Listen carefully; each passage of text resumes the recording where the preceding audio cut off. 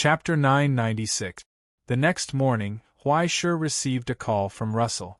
It was still the usual bula. He seemed to be in a good mood and was even humming a song. "Sai, since you've already settled the looming hall, then don't do anything to the Ingzhou branch." Russell emphasized, "After all, you still have a part of the staff in the Central Command Bureau. We're all colleagues, and harmony is most important among colleagues. Listen to your teacher, forget it." "Haha, I don't believe you." Huai rolled his eyes. "Did you do something again?" "What can I do?" Russell asked innocently. "Can I be like you and poke the director's throat? I'm not young anymore." "Huai, don't be so impulsive. Be more mature. Don't leave a bad impression on the leader and make people think that Xiao Huai is an unreasonable young man." The corner of Huai's eyes twitched wildly. "You seem to be making me laugh." "What are you laughing at?" "Don't laugh, be serious."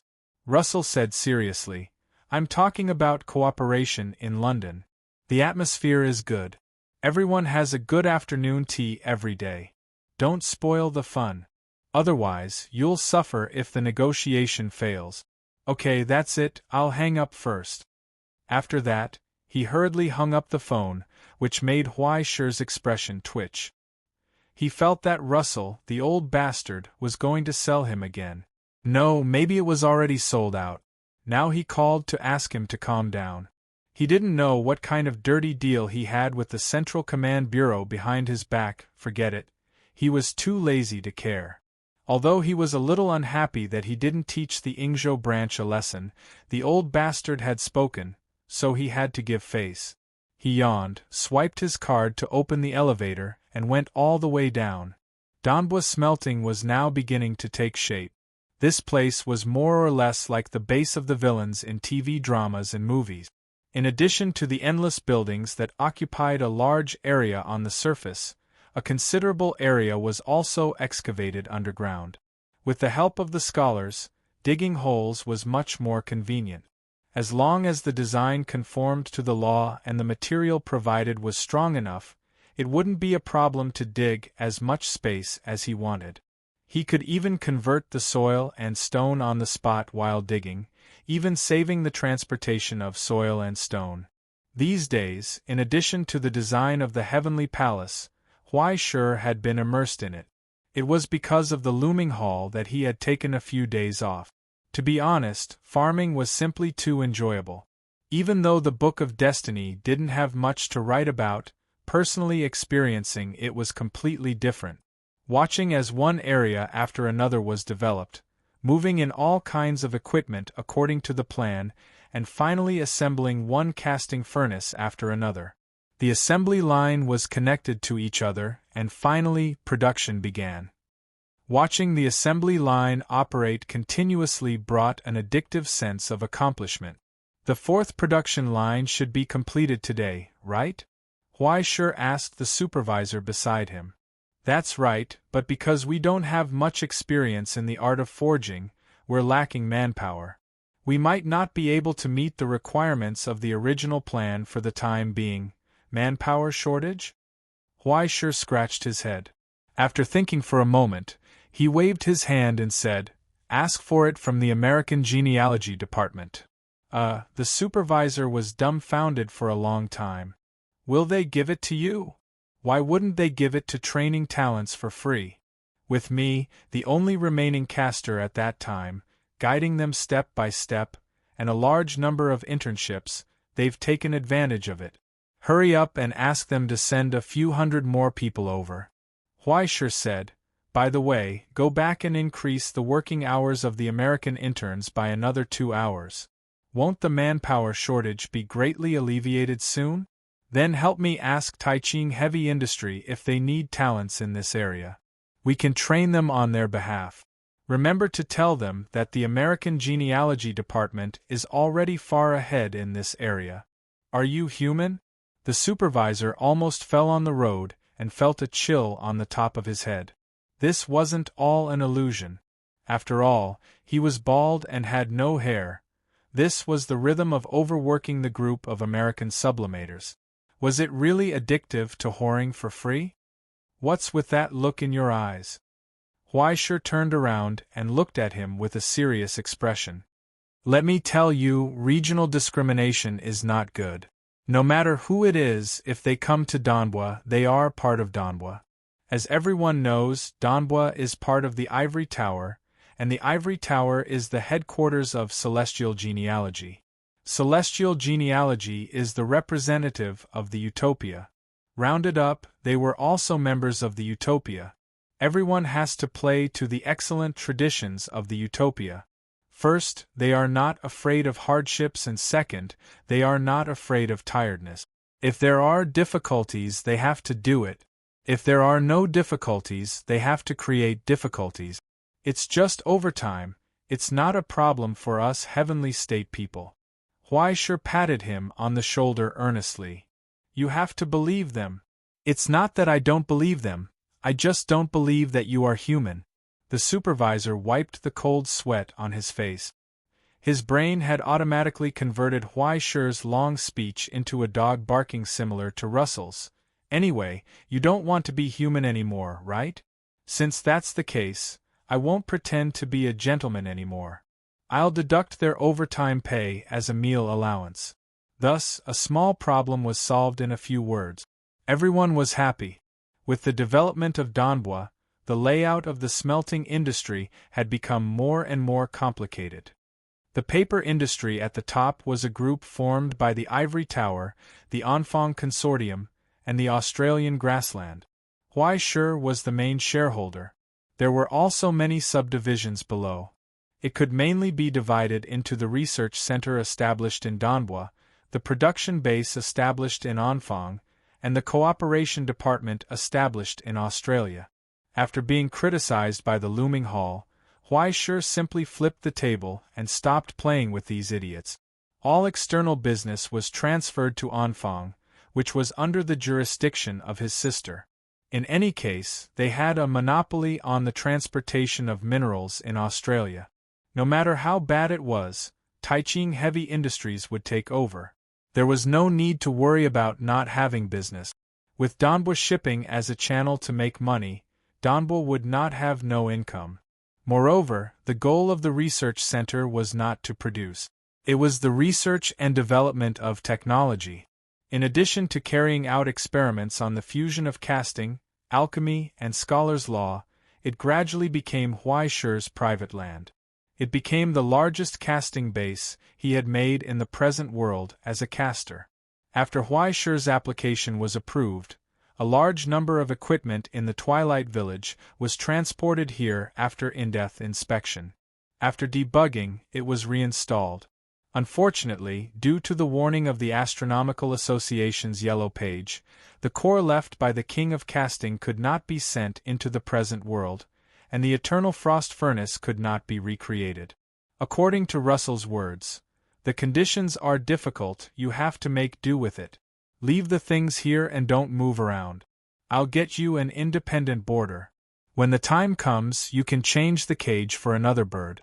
Won't you have the final say in what you want to do? As for the output here, it was all supplied internally. After some operations, Huaishur was now an important supplier of celestial genealogy. It was just not known if this was considered using power for personal gain. Casting itself was a hellish technology that spanned both the fields of scholar and alchemy. In addition to making full use of the properties of materials, it also had the ability to combine with hell's disaster to refine them. Although it was not as precise as the alchemy workshop and could not be made lightweight, it had one advantage, and that was mass production. As long as the assembly line was set up, it could be mass-produced at any time. There was no problem at all with the preliminary rough processing. Now, the main production was divided into 3 parts. Most of it was supplied to the iron crystal base for the construction of the Sky Fortress. A small part of the fine processing production was taken up by Beelzebub. No matter how small a mosquito was, it was still meat. The reconstruction of Osiris depended on this poor child's accumulation of small water pipes over a long period of time. With this base, it was only a matter of time before the skeleton was completed. As for the other important equipment, it was probably not something that could be done with money and time. The remaining part was resources that Huai Shi could use at will. Although it was less than 1/3 of the total, there was no problem for Huai Shi to squander at will. Besides, the foundation that Huai Shi had laid down for Danbua to be established was all thanks to celestial genealogy. If it was not necessary, even his part was used to supply the iron crystal base. It was just that it was temporarily interrupted these days. When the exclusive elevator reached the bottom, it was completely Huai Shi's private domain. Deep in the mountains, at the bottom of Danbua Industries. At the same time, it was also where the largest casting furnace was located. It occupied 1/3 of the entire R&D center's funds, mobilized the material resources of the ivory tower, and based on the structure of the eternal frost furnace and Huai Shi's own casting furnace, it was a giant that was created by a single power station. It had only been completed a few days ago. In the huge hall, other than Huai Shi's chair, there were only countless matrices that extended to the ceiling. There was also the broken spear, dead water, floating in the light pillar in midair. Before he became Lord of the Clouds, he had to complete the final work.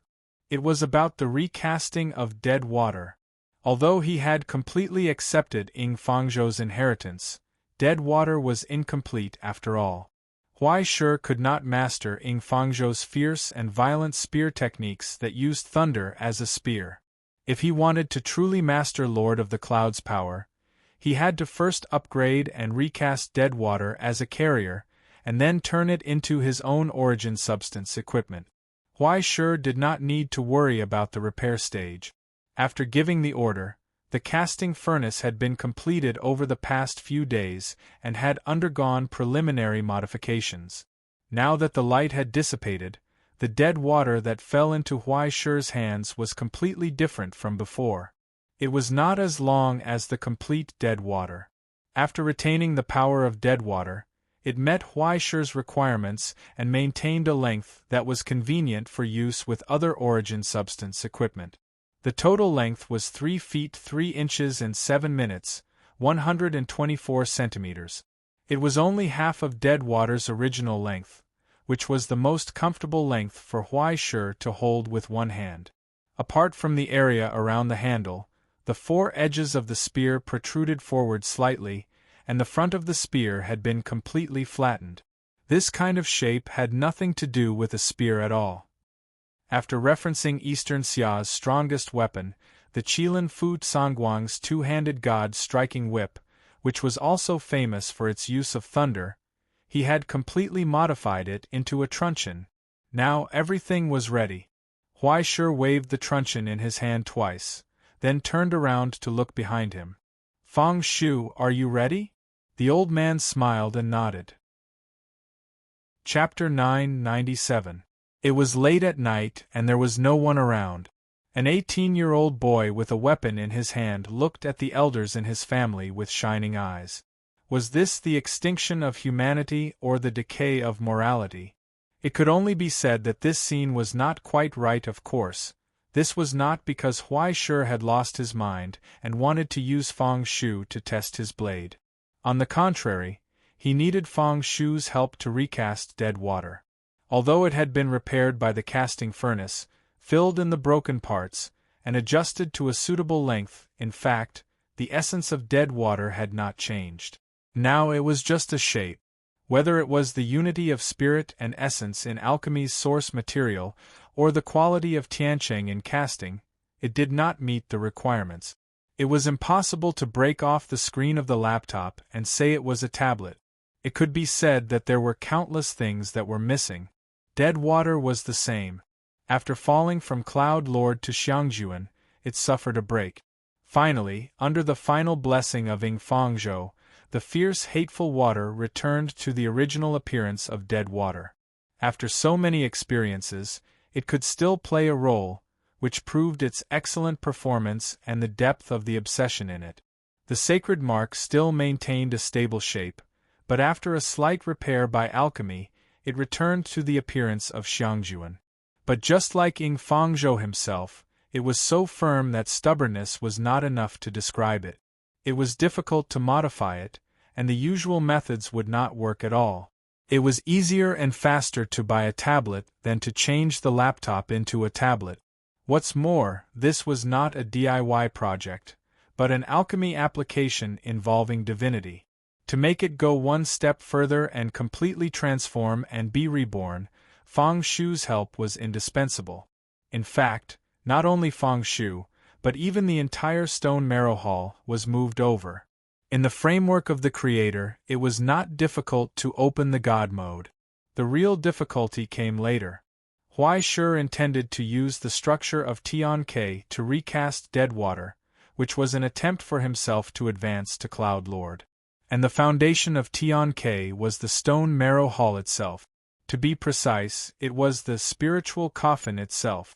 When Huai Shi ascended to young arbiter of fate, he had already used up all of the effects of the coffin through the ritual.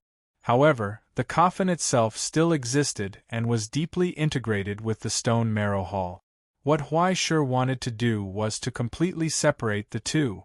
If such a precious material as the spiritual coffin was used as the foundation, the success rate of the subsequent construction of the heavenly palace could be increased by at least 30%. At the same time, it could perfectly contain Xiangjuan's divine mark and prevent it from clashing with the following reconstruction. Tongyi had written down every step of the process in detail, including the specific steps and theories involved. However, Huai Shi couldn't understand anything except for the part about forging and a small part about alchemy.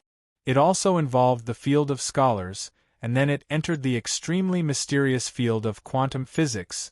To put it simply, it was to put the rebellious Xiangjuan into a box like a cat, and then let it be in a superposition state between existence and non-existence, followed by a bunch of nonsense. After a series of operations, it was finally done. There was no need to worry about any accidents. The cat was your cat, the house was your house, and the spiritual coffin was your hall. Feng Shu was your uncle, your father, your mother, and your grandfather. One of them was about to play the role of your entire family. How could they not cooperate? As long as they followed the instructions, there would be no hidden dangers. Moreover, there were double the precautionary measures.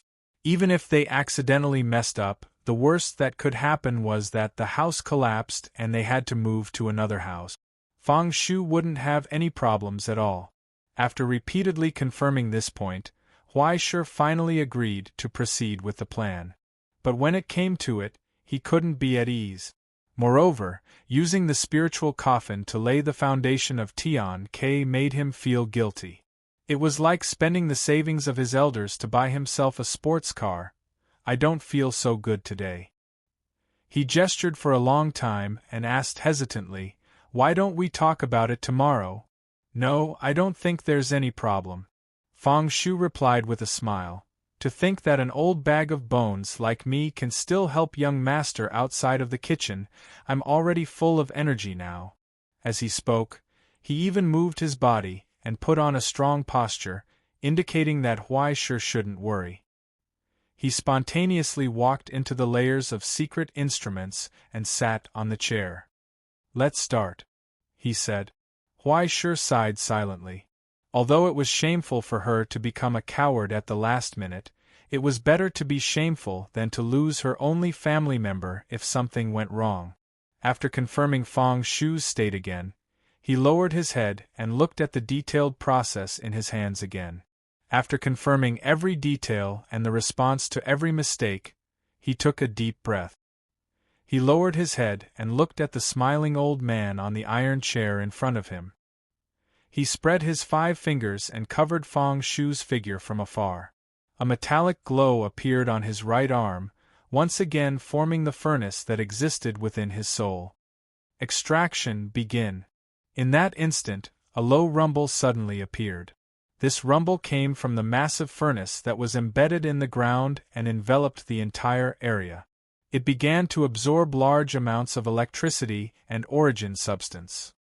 Flames began to appear in the furnace's heart, rapidly expanding and burning vigorously, illuminating everything. The complicated instruments on the alloy floor began to light up under the infusion of origin substance, surrounding the old man layer by layer. Immediately afterwards, the floor began to fade and become transparent, revealing the massive structure hidden beneath. Within the darkness, the silent stone marrow hall began to rumble. Countless bricks and tiles began to fall from the ceiling, and dust began to fly everywhere. It was as if an earthquake had occurred. However, the power did not come from the ground. Instead, it came from the core. The spirit coffin's arrays were awakened once again, and light began to shine from beneath the iron and stone. The entire stone marrow hall was filled with complicated circuits, just like a person's blood vessels. The miracles that had been merged into the massive structure were once again awakened. Then, under Huaishir's actions, they began to peel off bit by bit. This was the most difficult part. It was as if he was trying to peel off the white veins of an orange, but he couldn't damage its fragile flesh and skin. In order to do this, he needed the orange to actively cooperate. But Huaishir's pinky twitched slightly, causing a bloody gash to appear on Feng Shu's face. One of the windows in the stone essence building below shattered. In order to ensure that the extraction process went smoothly, Feng Shu and the stone marrow hall were once again connected, as if they had returned to how they had been before they had become independent. He had become a part of the stone marrow hall. He was originally a spirit that had been born within the stone marrow hall. Controlling the stone marrow hall was like controlling his own body, and there wouldn't be any conflicts. However, the price he had to pay was that if Huaishir messed up, he would suffer a backlash before he could sever the connection. Even though he was certain that he wouldn't mess up, Huaishir didn't dare take such a risk. When the old man saw that Su Chen's movements had paused for a moment, he calmly looked up and wiped away the blood on his face. "Young master, please continue," he said. "It's just a small injury. It's not even as good as a kitchen knife." "Okay." Huaishir was silent for a long time before he nodded. And so they continued. Every moment, a huge amount of electricity and origin substance was extracted to fuel the furnace. The extraction process from the furnace was carried out slowly and carefully. Bit by bit, the coffin was removed from the stone marrow hall without leaving behind any side effects. It was as if they were undergoing a full-body operation. They were trembling with fear. However, Feng Shu, who was sitting in his chair, was abnormally calm. Halfway through the process, he even pulled out his phone and began to write an article for his public account. Daily Kitchen, Enjoy Health. Ever since it had been released, it had been well received by housewives. The average number of clicks per article exceeded 100,000. There was a single dish every day. It was delicious, easy to make, and not expensive. Unfortunately, it never carried any goods, causing many of the sponsors who had come to visit it to leave resentfully. "Young master, what do you want to eat tonight?" the old man asked casually. "Considering that Madame Tongi's calorie intake has been a bit excessive these past 2 days, how about stewed coconut chicken? Recently, a batch of pretty good seafood arrived. Let me go over later and choose while it's fresh. At a time like this, let's not talk about seafood anymore." Huaishir laughed bitterly. He tilted his head and wiped the sweat off his face. "Can we talk about something more serious? Then, young master, when are you going to bring your girlfriend home?" After a long period of silence, Huaishir did his best to stop his hands from trembling. He said in a trembling voice, "Let's continue talking about seafood. I want to eat grouper." "I think Miss Fu Yi is pretty good," Feng Shu continued. "Even though Madame Ai Qing is very good, I feel like she doesn't know how to take care of people. Miss Li Li is good at everything, but her parents aren't very good. I feel like there will be a lot of friction between the two sides in the future. Of course, if young master likes Miss Luo Xian more." "Aren't we talking about seafood?" "Seafood is the topic just now." The old man smiled. "I just want to discuss an important matter in life with young master." "Shut up."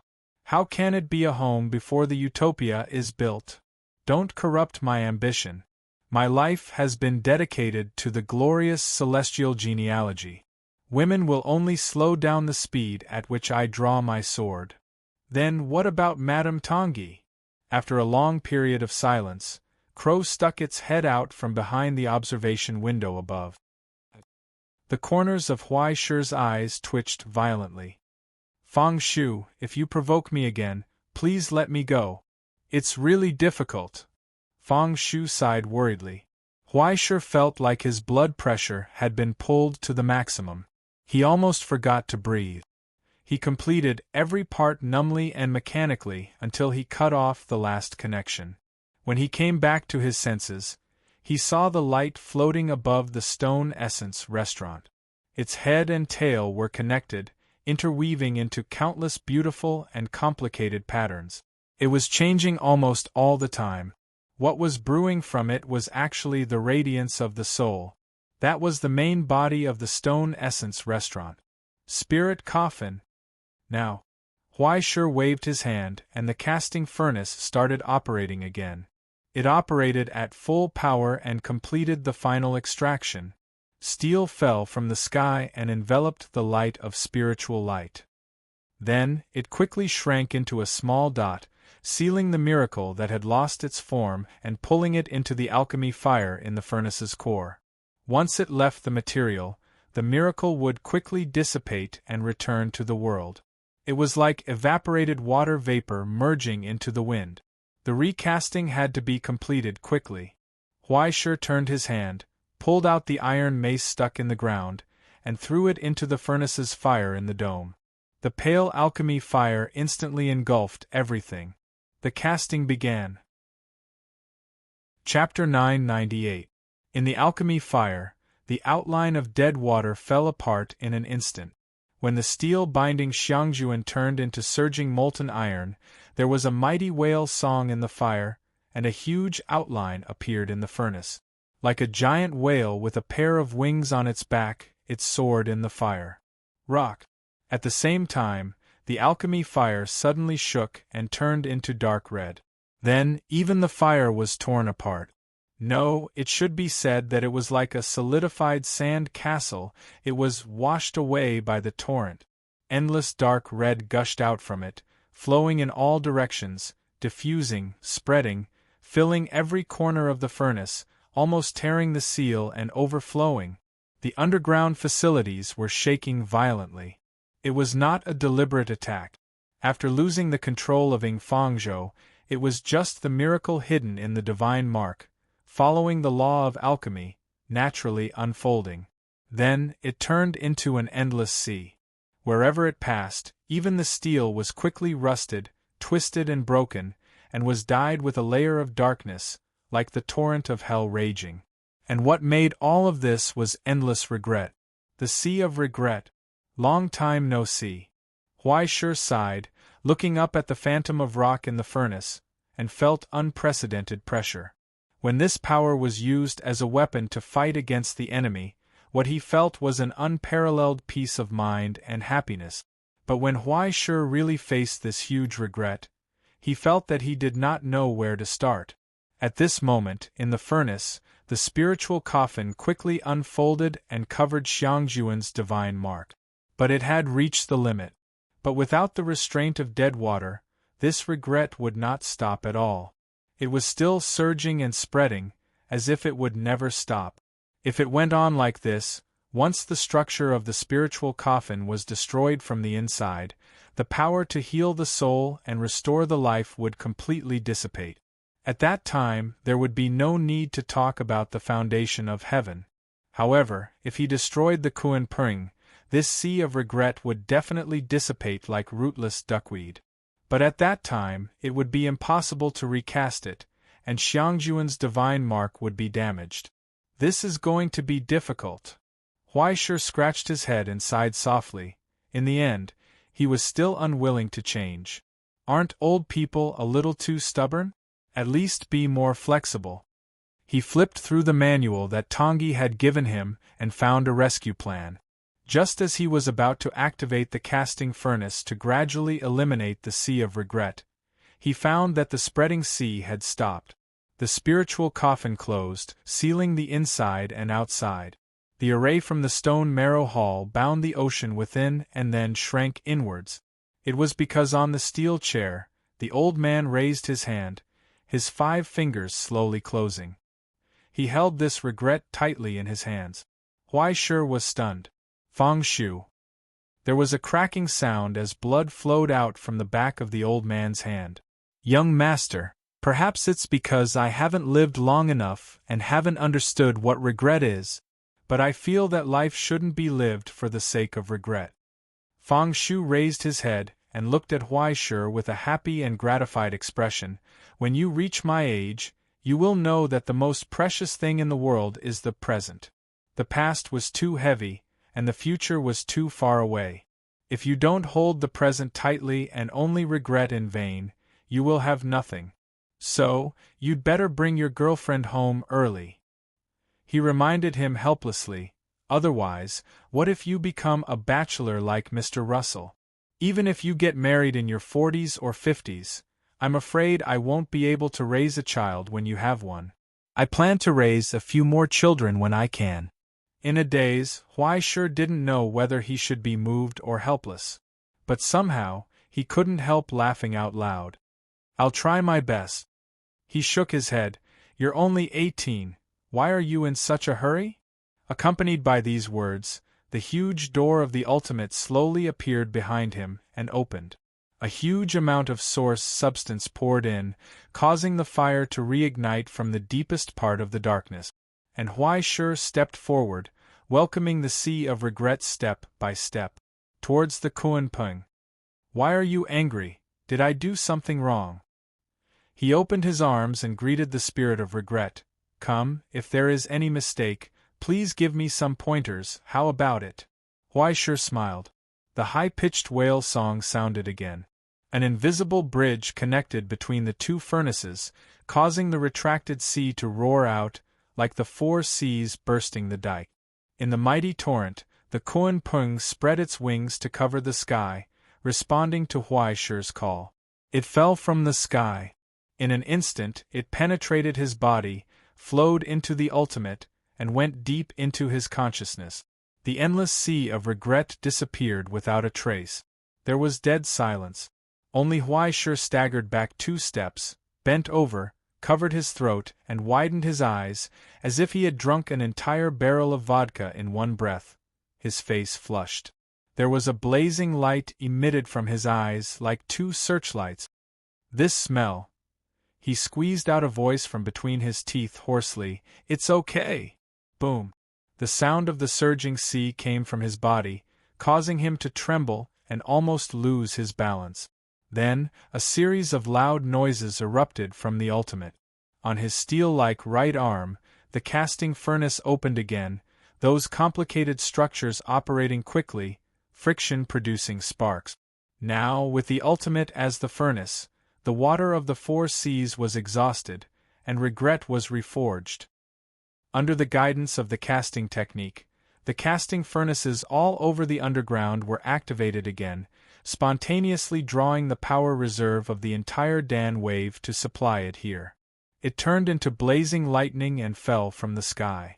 But before it landed, it was attracted by the power of the ultimate and disappeared into Huai Shi's right hand. Gradually, the dazzling lightning dissipated. Kunpeng's whale song echoed in the darkness, lingering and gradually becoming clear, penetrating the obstruction of the ultimate and resounding in the deepest part of the earth. But even the earth could not block such a distant song. It resonated with the sky. Thick water vapor appeared out of thin air, surrounding Huai Shi, instantly turning into a thick fog that could not be seen. In the thick fog, the sound of surging waves echoed. In the end, the sound of metal rang out from the sound of the tide and the whale song. It tore apart all the insignificant lingering sounds, a thin line, but it lingered between the sky and the earth, echoing the distant blue sea. With this as the foundation, invisible waves spread in all directions. The mountains could not stop it. Wherever it passed, in the river, in the lake, in the counter and refrigerator of the convenience store, in the seawater filtration field, on the turbulent surface of the sea, in all the places where there was liquid.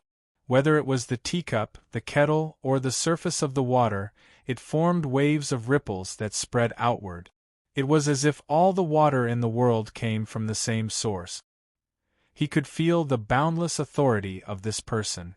So, the wind was calm. There were no clouds for thousands of miles. Now, in the thick fog, Huaishur raised his head and looked around.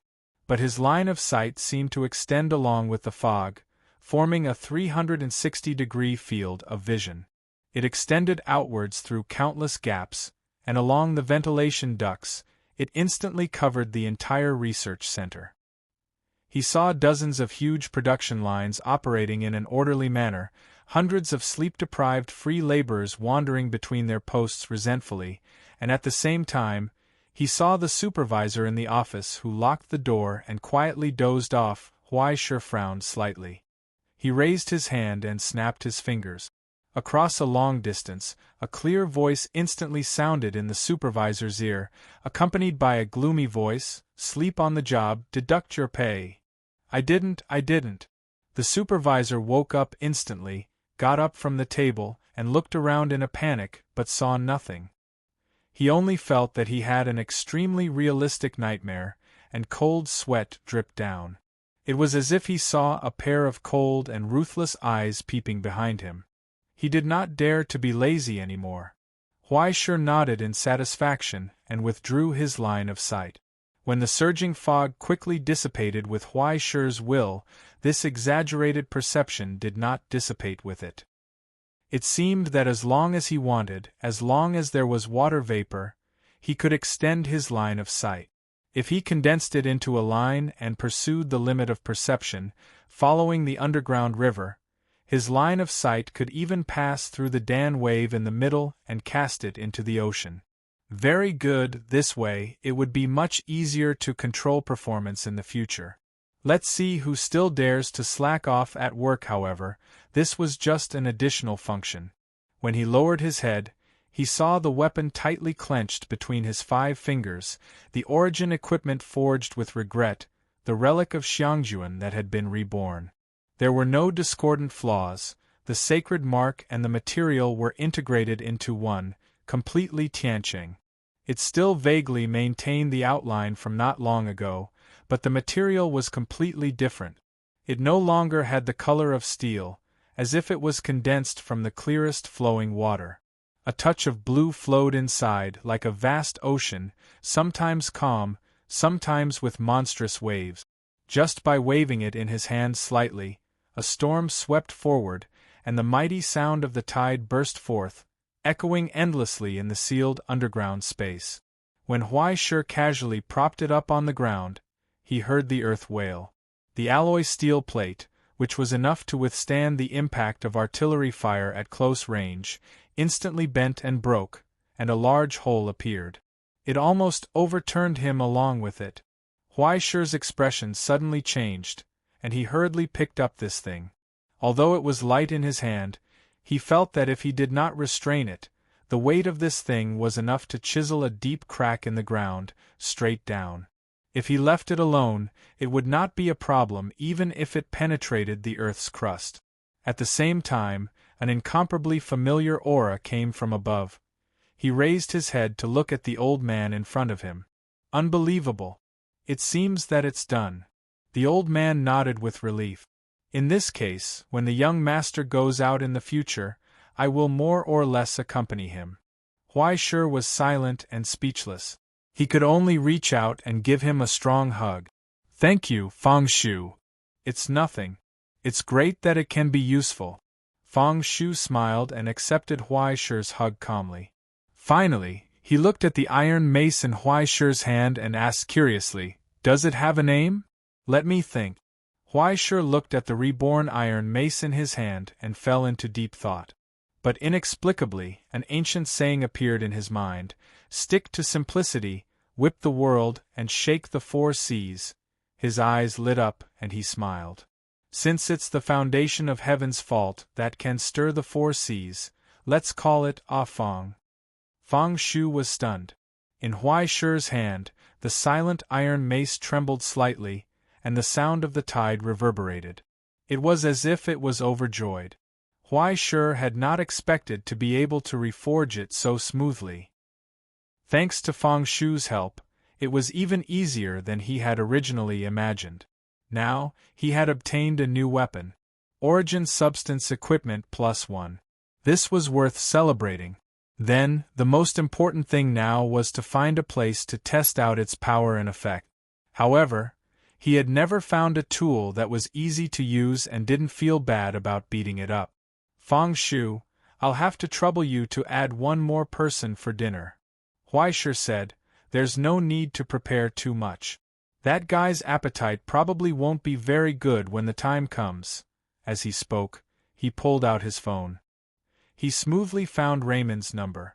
Happily, he typed a message. You there? Food come.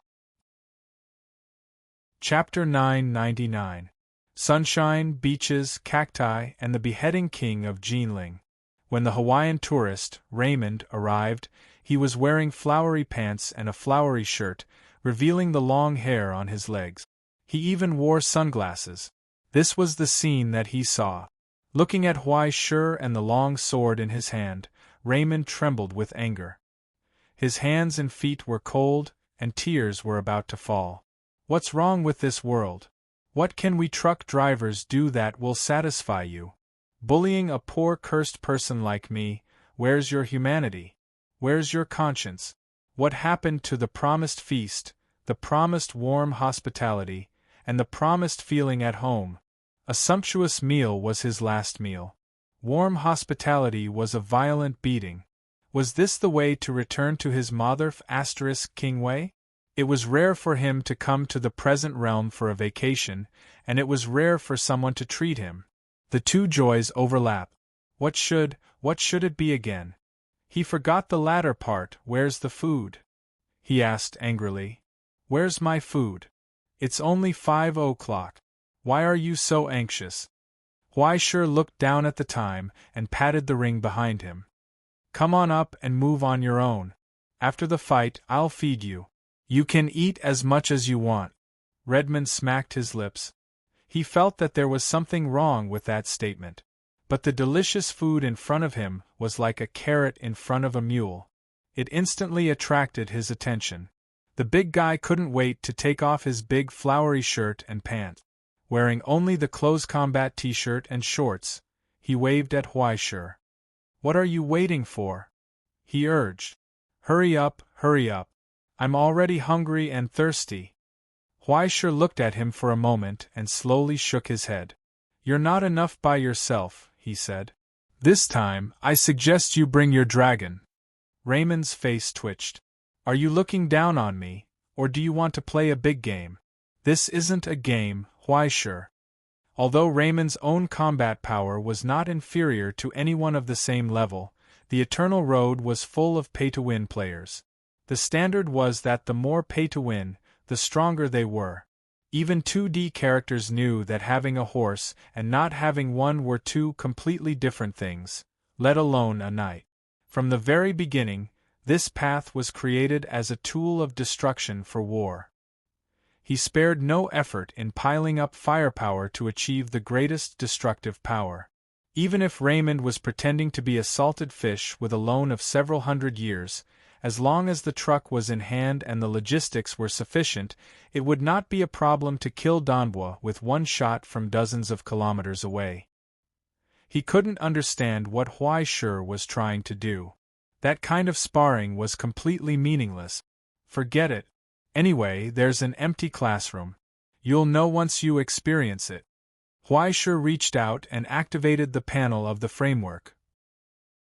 After inputting the adjustment parameters, the arena was suddenly enveloped by a white light and the virtual classroom was covered.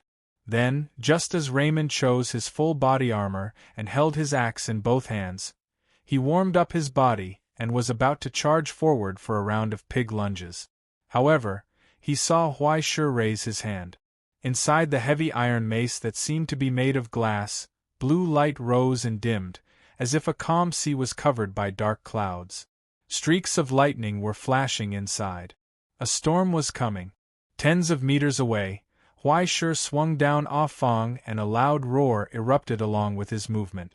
It was as if thousands of lightning bolts had exploded at the same time. The storm that was wreaking havoc between heaven and earth suddenly descended.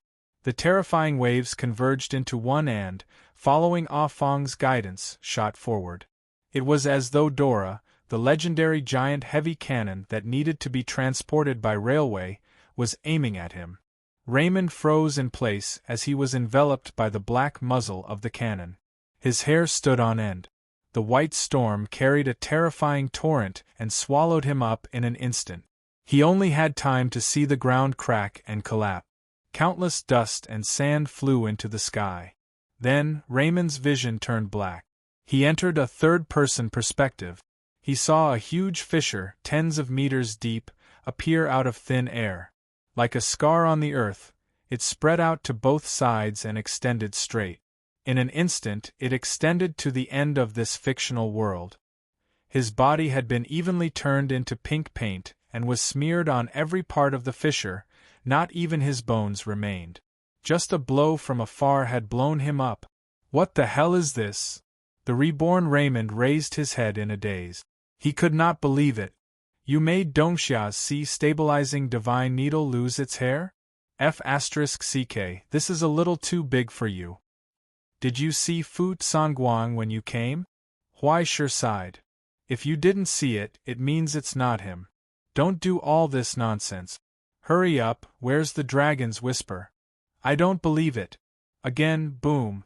Raymond was gone again. This time, Huai Shi considerately controlled the distance of the storm.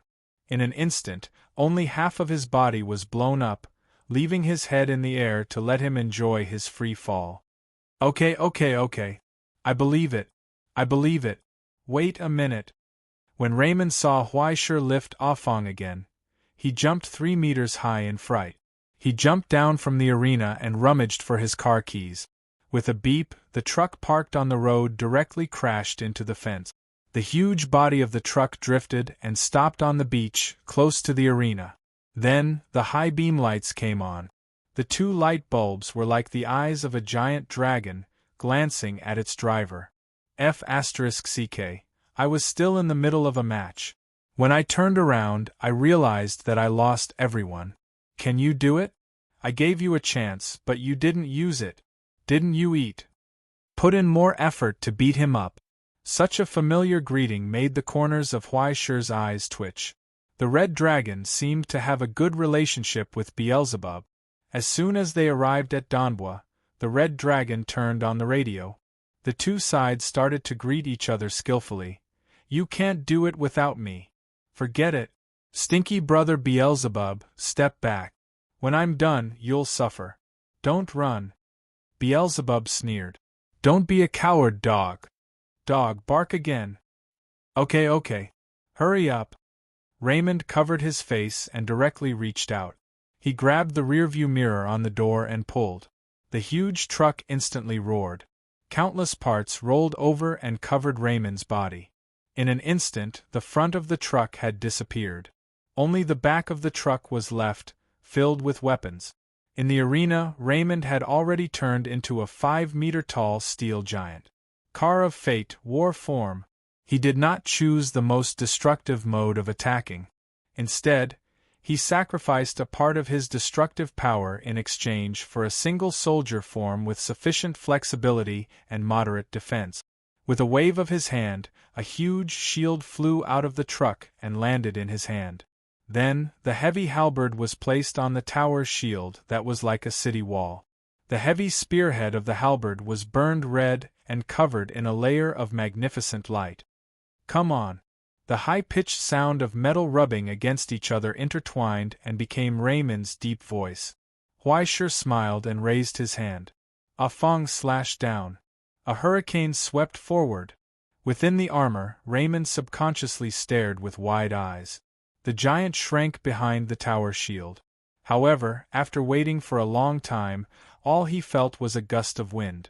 The energy meter fluctuated for a moment before returning to normal. There was no alarm at all. However, when he raised his eyes to look ahead, Huai Shi's figure was no longer there. The alarm had come from the side. With a sliding step, Huai Shi appeared at the side of the tower shield, and Ah Fong slashed through the air. Raymond abruptly turned around. This time, however, it was just a hurricane. Huai Shi, on the other hand, stepped on the giant's kneeling knees and leapt up. Ah Fong aimed at the giant head of the armor and smashed down. Another roar erupted and countless steel fragments flew. Victory and defeat had been decided. What happened? Are you blind? The red dragon was furious. You've been tricked. At this moment, Redmond finally realized what was going on. Damn it, you tricked me. The moment he restarted, he angrily questioned, how can you be like this? Only now did he realize that Huai Shi had been playing with him from the very beginning. It was true that Ah Fong's destructive power was frightening, but after seeing Huai Shi's feints twice, Su Chen finally realized something that he had overlooked. Not only was Ah Fong's destructive power ridiculous, but his consumption of origin substance was also at an even higher rate. The analyzer indicated that Ah Fong was Xiangjuan's stigmata relic. Tianwen's faction had two branches. Great Si Ming's faction was most famous for its large numbers and its overwhelming numbers. As for Yun Zhongjuan's faction, what was it most famous for? Mana. Mana. And more mana. Starting from the soul-specialized water ghost, the amount of mana they had was twice as much as others of the same tier, and there was still a lot of room for improvement.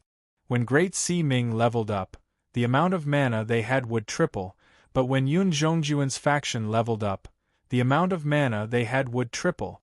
Otherwise, how could dead water transform into Xiangjuan and still become a colossus like the Kunpeng? How big would the ocean have to be to raise such a fish? But Huai Shi was different. He had Xiangjuan's stigmata relic. Even if he could perfectly use all his abilities, he did not have Xiangjuan's mana. Even if he had the Sea King's fish tank, he did not have the Sea King's water. He blew himself up with one blow, and the cracks extended for dozens of miles. Although the destructive power was exaggerated, this was an elevated area. Huai Shi's trick just now was to burn all the mana in one blow. He might have even consumed a lot of souls and divinity, which directly blew him up. If it was not for the elevated classroom, even if he blew Raymond up, he would have been seriously injured. In the end, he relied on the mechanism of refreshing after the winner was decided. He had been pretending for a long time without being discovered. I tried to persuade you, but you didn't listen. Besides, I didn't hide it. Huai Shi smiled innocently and blinked. Can we start again? Come on, you're a coward if you don't. The steel giant waved his hand, threw away the shield, and then pulled out a big axe. Today, I'll let you experience the power of Gundam. Sorry, I've driven Osiris. You rented it? How dare you say that? But I've driven Osiris. It's gone. No one cares how you brag. But I've driven Osiris twice. That's enough. Raymond completely broke through the defense. He was furious. The steel giant roared, and 6 flames spurted out from his back. He pushed forward, and the blazing halberd swept across. Bang! A loud bang burst out at the place where Ah Fong and the heavy halberd collided. Ah Fong was unscathed, but a crack appeared on the heavy halberd. What was even more shocking was that Raymond's output frequency did not decrease. This halberd should have split a building, but Huai Shi did not even take a step back. What the hell is this? The truck driver was shocked for a whole year. How did you do it? It's a jian. Haven't you seen it before? It's a heavy weapon from Dongxia. Well, it's similar to the war hammer and mace in Europe. It's specially used to break armor. Huai Shi calmly explained, as an armor-breaking weapon, it's reasonable that it has a certain amount of weight and impact. Come, don't mind it. Let's continue the game. Hurry up, he said. Dinner will be cold if we continue. Chapter 1000. Because it was an armor-piercing weapon, it was reasonable to use it against the mech? Reasonable my ass! Raymond sneered. The scanner had already seen the ripples spreading out from the ground beneath Huai Shi's feet. How could it fall for his trick? Try blocking it again. The halberd shot out flames as it roared forward. At the same time, the heavy axe slashed down to block off Huai Shi's path of retreat. Two shrill sounds of collision rang out in an instant. The ground beneath Huai Shi's feet cracked and the ground was lowered by several meters. At the same time, however, the halberd and the heavy axe were swept away. The price was that the clothes on his upper body were all torn apart and the skin on his arms was covered with cracks. The power of the recoil. However, the key point was, he had actually managed to block it. When did this fellow's explosive power become so fierce? He was actually able to rely on the strength of his two arms to block the chariot of fate? Or could it be that this was something that was trying to fool him? Raymond suddenly had an ominous premonition. It was a shadow and nightmare that existed within the hearts of every mech pilot. Could it be that someone is going to tear apart his mech today? A high-pitched screech suddenly rang out. Radar alert. The smooth curve on the reading device suddenly expanded, like a towering mountain rising from the ground. On the display screen, the heavy axe in Huai Shi's hand rapidly enlarged and a miniature scope revealed the violent power brewing within it. Huai Shi's upper body was bare as he stepped forward on the cracked ground. A fang in his hand casually swung left and right as though he was stretching his muscles and bones. However, the deafening sound of waves followed his movements and spread out in all directions. Invisible waves surged, distorting the air and finally transforming into a massive storm. When the storm was retracted, it wrapped around Ah Fang's axe. The pitch-black storm flashed with lightning. You stepped forward. Smash. Raymond instinctively dropped his axe and raised his shield once more. Immediately after that, however, he felt a strange sense of weightlessness. It was as though the 5-meter-tall armor, weighing hundreds of tons, was unable to withstand the terrifying impact of the whip and was momentarily lifted off the ground before falling to the ground. 2 meters! A loud boom rang out. As for the tower shield that he raised again, it was torn apart by Ah Fang as if it was a piece of paper. The terrifying impact was transmitted from the shield to the arm, causing the armor to distort and the steel arm to break, causing sparks to fly. The low tremors continued to reverberate through the armor of the Chariot of Destiny, even reaching the deepest parts of the chariot, causing his vision to darken. He finally understood why that bastard Huai Shi had come looking for him and why he had asked him to wear the armor. In the end, he was just a target for this bastard to test the armor-piercing effect of his new weapon. Unlike the pure destructive power of the Hammer of Pain, Ah Fang's heavy blow was penetrating and vibrating, just like how the knights on war horses in the era of cold weapons were unable to block the impact of the flail. Even through steel, the fragile internal organs would rupture and bleed under the shock. Huai Shi had relied purely on his physical strength to unleash such a jaw-dropping attack. The price he had to pay was that his arm was broken and twisted. Recoil. He frowned and straightened his limp right arm. With a flick of his wrist, it returned to its original state. Even though it would take another 4 or 5 minutes for the bones to recover, it wouldn't affect him at all. He directly switched Ah Fang to his left hand. Before he reached the 4th-tier origin substance transformation stage, he could just switch hands. Not a big deal. No, there's something wrong with this thing of yours. Raymond keenly sensed that something was wrong. Even you were injured. The impact just now wasn't your own strength. That's right. To be exact, it's its power. Huai Shi smiled slightly as he raised the long truncheon in his hand again. Be careful. The trust of an elder is very heavy. This was the foundation of the heavenly palace. After stripping the spirit coffin from the stone essence hall and recasting it, it had become the foundation of the heavenly palace. Even if this incomplete heavenly palace couldn't be unfolded for the time being, its weight was equivalent to that of the stone essence hall.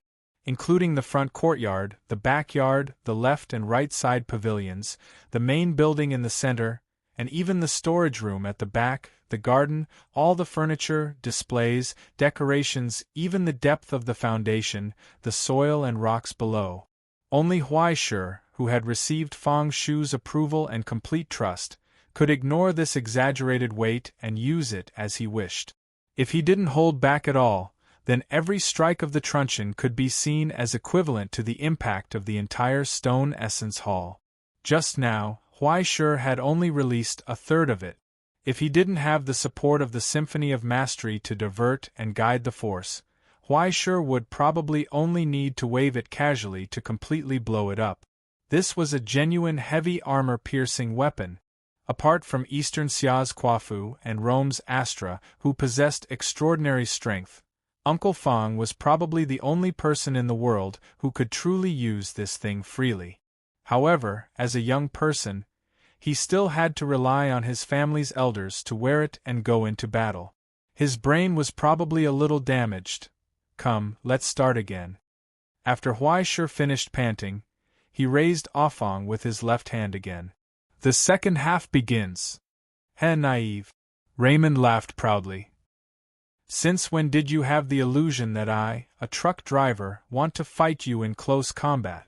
Now that I've figured out the ability of your weapon, the rest is nothing to be afraid of. Thunderous booms rang out one after another. The heavy armor on Redmond's body began to fall off rapidly. His entire mech seemed to have shrunk by an entire size in an instant. Even his melee weapons were tossed aside as he flew into the air. The launcher hidden under the armor reversed and came out. In an instant, the radar locked on and all missiles were fired. Hundreds of blazing lights turned into a torrential rain and soared into the air, outlining dazzling trajectories in the air. They intertwined with each other, forming unpredictable silhouettes and attack paths. Not only were there conventional rockets, there were also origin shock bombs, annihilation curse bombs, and even countless phantoms to confuse the opponent's camouflage and activate flying blades, as well as lasers and rapid-fire autocannons, including dozens of long-range attacks. This was a flawless 360-degree circus from a first-person perspective. The firepower that erupted without restraint in the blink of an eye was enough to shroud most of the city in flames. It was terrifying. However, did you just say some extra lines to insert a flag?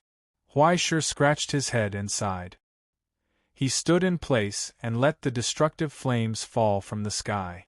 Then, the sound of the tide burst forth again. The crimson ocean surged out from his hands and spread out.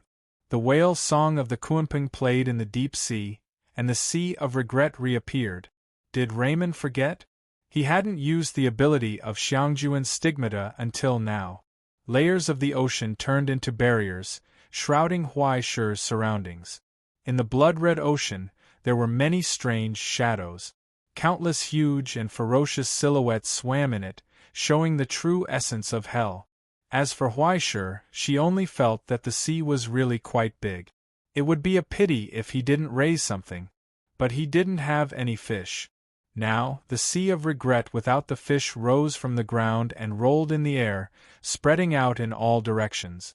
Countless vortexes and undercurrents were operating within it, swallowing all the destructive light, wrapping it up, and then twisting it into pieces. Whip the world, awe the four seas. It was for a fang.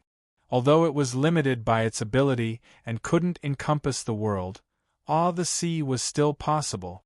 This was the ability it inherited as a stigmata relic. In addition to Xiangjuan's amazing control of the liquid, Huaishur could freely mobilize this sea of regret without using any source substance, turning it into an extension of his hands and feet. As for the upper limit, it was still as heavy as the stone marrow hall. Now, when Huaishur waved his hand, layers of seawater gathered, compressed to the limit, and shot toward Raymond in the distant sky. Water. Raymond glanced at the parameters and analysis on the display on both sides. After the qualitative change of the source substance, it had the same nature as weak water. It had the ability to absorb the source substance, and at the same time, its destructive power was astonishing.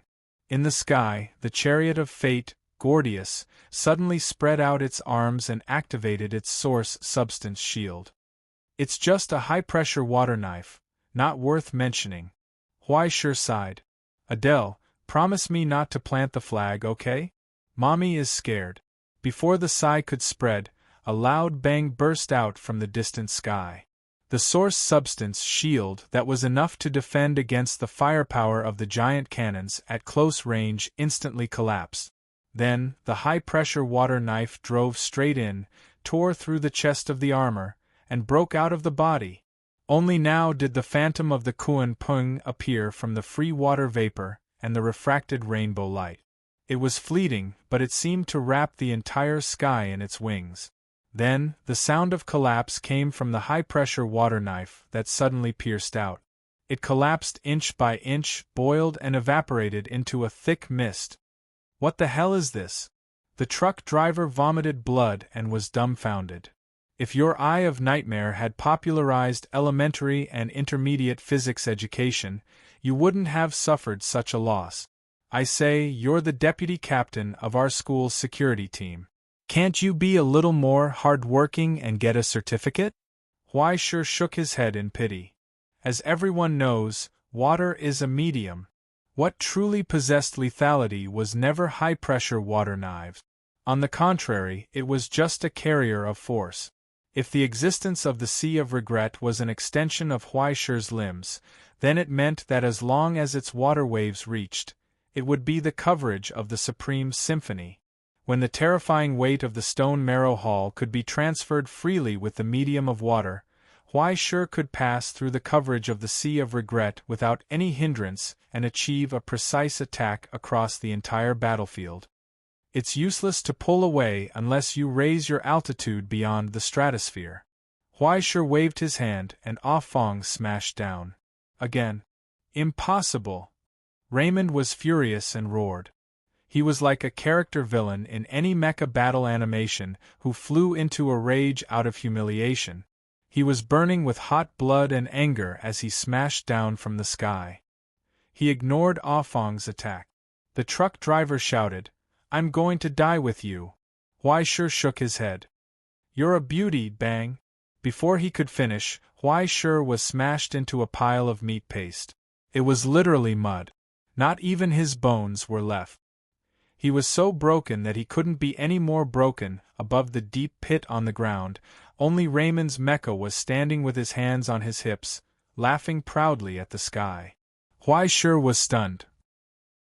Just now, he should have completely destroyed Raymond's cockpit. Why was it an illusion? Or was it? Are you stupid? A mecha also knows martial arts. Even gods can't stop it. Raymond whistled.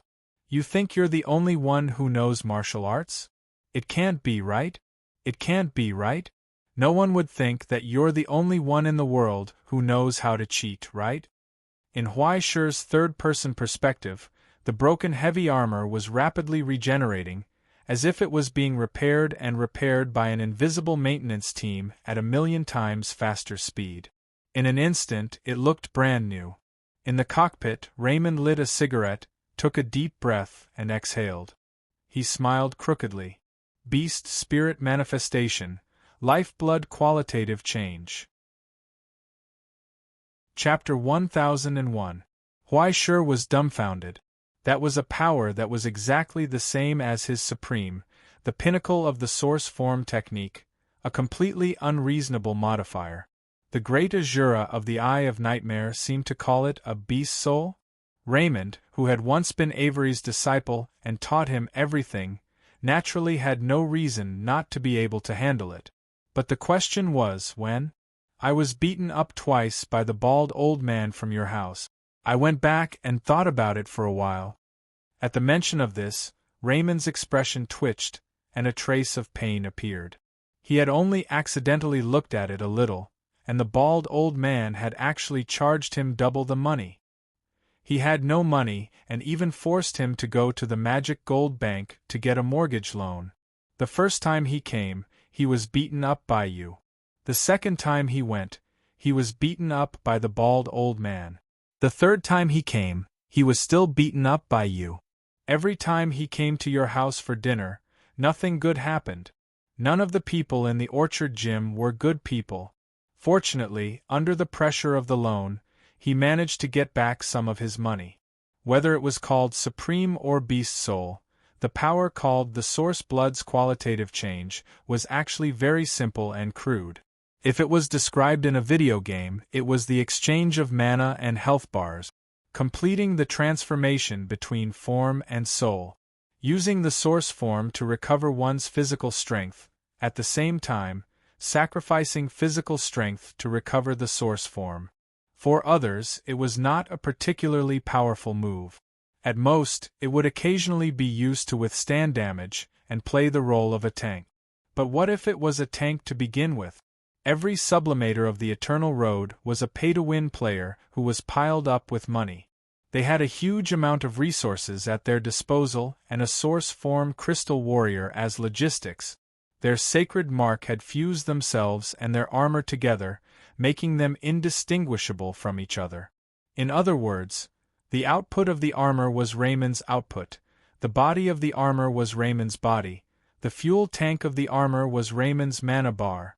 A car of destiny that could burn a large amount of source form fuel in melee mode to quickly repair its own armor. At the same time, it could increase its output by dozens of times. At the same time, it could sacrifice its armor and engine power to instantly increase its output by dozens of times under artillery attack. That was something that would only appear in the nightmares of hell creatures. More importantly, it perfectly made up for the biggest weakness of the sublimator of the Eternal Road. It took 10 months to repair, 10 days to prepare, but only 10 minutes to fight. As long as it had origin substances to replenish itself, it would never need to be equipped or maintained. At the same time, it would never tire. Ha ha ha ha, a new version, a new god. Raymond looked up to the sky and laughed heartily. I declare that this version is the era where I can hold my head high. It's a good day for truck drivers. The premise is that you have enough fuel, okay? Huai Shi, who had been reborn, took a step forward and got close to him. He raised his hand and smashed one of his arms. It's just an extra HP bar. Don't get too full of yourself. The metal arm broke apart and collapsed. Immediately afterwards, however, the scattered parts disappeared into the air, transformed into origin substance fuel by Raymond, which then exploded. Heat enough to melt steel spread. He forced Huai Shi to retreat. A brand new arm quickly grew out of the hole. The skeleton, the cables, the instruments, and even the outer shell were all perfect and flawless. F***ck. Beelzebub was so envious that he cried. Why don't I have such a useful trick? If I had this, I wouldn't have to trade stocks every day to earn money. Even if he had to steal the Ivory Tower's origin substance storage, I would still get Osiris back. Learn, Huai Shi, hurry up and learn. Beelzebub urged impatiently. He wanted to repeat to Huai Shi 100,000 times. If you learn this, we won't have anything we want. Even if I can learn it, I'm not the sublimator of the Eternal Road, okay? At most, I can repair the ultimate and Heaven's Palace. Huai Shi was helpless. Can't we just work hard and save money? Saving money isn't as good as getting rich overnight. Beelzebub's server was already heating up. One was marked by the company one kept. His thoughts were already on a slippery slope. No, I have to find a way to F***ck him up. How about we cripple him and bury him in Osiris's skeleton? If we plant him in the ground, Osiris will grow out next year. Can you be a human? I'm not a human to begin with. What's wrong with doing something else? A certain smug truck driver had no idea that he had just walked through the door of being turned into a firearm by a tube inserted in the back of his head. However, he quickly realized that something was wrong during the intense battle. His movements became more and more sluggish. Large patches of red rust quickly spread on the exterior of the car of fate. Through the feedback of neural driving, he could feel the dull pain in his joints.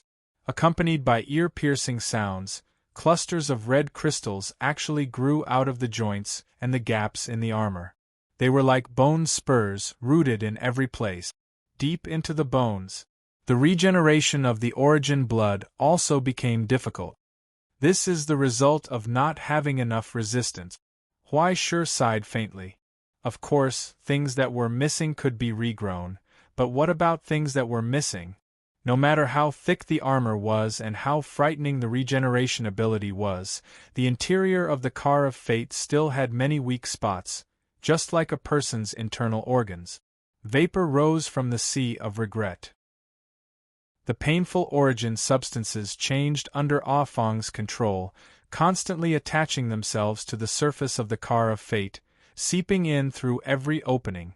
They combined with the curse within Huai Shi's origin substance, condensing into countless tiny crystals.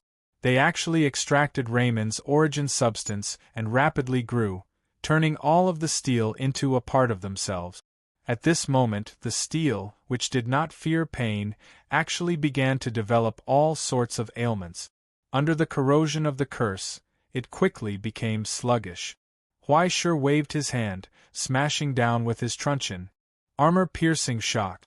Instantly, a massive crack appeared in the chest of the armor. It tore through the armor like a hot knife through butter. After smashing the cockpit to pieces, it even tore a hole in the back. Piercing through. The outcome of the battle had already been decided, but the empty classroom didn't reactivate. The shattered armor rumbled as the giant's broken arms suddenly rose up and closed together, clamping down on Ah Feng in Huai Shi's hands. Countless sparks flew everywhere. The giant's steely eyes lifted, as if it were laughing savagely. "Let me give you the job," a bone-chilling chewing sound suddenly rang out from within the armor. A pitch-black shadow, like a giant mouth, appeared on the outside of the armor and swam around. Wherever it went, the crystals of the curse would rapidly fall off. It was as if something had swallowed them whole, and they disappeared from Huai Shi's senses without a trace.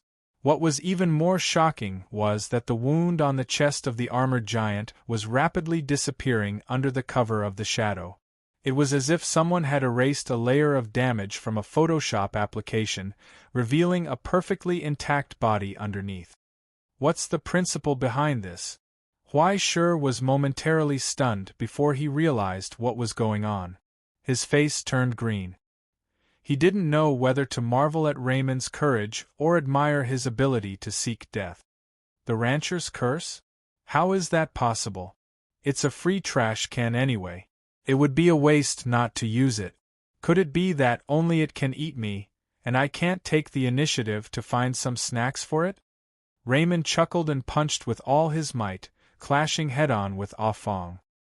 He recovered in an instant and hooked his finger at Huai Shi, inviting him in a flirtatious manner. "Come on, hero?" The corner of Huai Shi's eyes twitched. He was speechless. Even the wool of the elemental destruction could be taken. This was the first. Alright, the second time he had seen it. The first time was him, but this proud move had been imitated by someone else, and was even shown off in front of him. This made Huai Shi's feelings very complicated. After obtaining the supreme tier lifeblood, Raymond's vitality could be said to have multiplied by who knows how many times. But not only did he not take advantage of this opportunity to remove the rancher's curse that had seeped into his bones, but he also completed the process and use of it. Through the research ability of the ivory tower, he sealed and transformed the curse, and fed it blood regularly like a dog. When it was needed, he would take it out for a walk. Even using its horrifying nature as a rancher and its suppression of all inferior curses, he actively induced it to erode and eat up illusory things like wounds. It's a pity that the use of the abyssal maw is still in its infancy. It would take some time before it could be used as a weapon. For now, it can only be used as an antivirus software. Now it seems quite convenient. Raymond played with the moving shadow in his hand and whistled playfully. But this move has a limit. If it can't eat up too many wounds at once, it will be very miserable. Piercing wounds and blunt blows are fine, but if it's met with a powerful slash, it may be cut off before it can eat up the wounds. After all, the existence of the maw is only limited to the body. As if he was afraid that Huai Shi would not understand, he began to introduce his various parameters and the limits of his ability to Huai Shi in detail. When it came to the more crucial parts, he would even demonstrate and explain. What do you mean? Huai Shi frowned. I mean that we are so familiar with each other, so there's no need to use those turn-based routines, Raymond said seriously. You can go all out and beat me up because I'm starving. As he spoke, he controlled the armor to open its arms and pounce forward. Hurry up, hurry up. Raymond pinched his throat and shouted, Don't worry. I want to eat. Huai Shi felt as if he was struck by lightning. He could not stop the goosebumps all over his body. He wanted to poke his own ears. Not to mention dinner, he almost vomited his lunch. He was so scared that his whole body turned red. His blood was burning, and he entered a state of overdrive. He smashed his whip down on the guy's head. He exploded on the spot. A truck driver with a stubble and a muscle, and you even copy other people's words. Disgusting. He scolded angrily. Eat what? If you can still eat dinner today, I'll write my name upside down. Come on, I knew you were up to no good. Fortunately, I installed the data collection module before I came. I was worried that there was no free labor to help me test it. Raymond looked up to the sky and laughed. Why sure, you have to remember that today, it's not you who's freeloading me. It's me who's freeloading you. That's F***king enough. Huaishir covered his face and sighed. His hand holding Ah Fong could not help but tremble. Why were all the people he knew a bunch of B** cheese? He did not even have a proper tool. Dinner was especially late that day. Yuan and the hut in the woods waited until 9 o'clock before they saw Huaishir dragging Raymond back from outside like a dead dog. He had been beaten up a total of 91 times, but after seeing the dinner table, Raymond was suddenly full of energy. He was revived with full health and began to eat like a whirlwind. Huaishir, on the other hand, was paralyzed in his chair, holding his chopsticks. He had no appetite at all. He had tested the new weapon's abilities and effects and obtained satisfactory results, but why did he feel so tired? Young master, do you want some more? Fong Shu asked with concern. No, you guys eat. Huaishir shook his head in a daze. My stomach doesn't feel so good. I know. I've seen a lot of people like you in Shambhala Sanatorium. If your stomach doesn't feel good, you should eat more soft rice. Raymond patted Huaishir on the shoulder, his expression saying that he knew what she was talking about. He turned around and swept away all the food on the table. The food after working hard is really delicious. It's irresistible. Fong Shu, give me another bowl. Huaishir looked back at him expressionlessly. Just as he was about to roll up his sleeves and personally cook a bowl of noodles for his guest, he felt a vibration in his arms. It was a call from Russell. At this time? He smelled a hint of surprise. He got up, walked out of the restaurant, and answered the call. Russell seemed to be in a good mood. He sounded very happy. After talking about the recent situation, he asked directly, Are you free recently? Huaishir frowned. I just rested for a while. You don't have to make arrangements for me in such a hurry, do you? Isn't it because we're short of manpower? A tool like you, a pillar of support, there aren't many in the world. Luo Su advised earnestly, moreover, other than you, I don't trust anyone else. The future of celestial genealogy depends on you. The heavy burden of guarding the present world will fall on you sooner or later. As a hero who protects the world, how can you start to slack off at such a young age? When I was as young as you, Bula.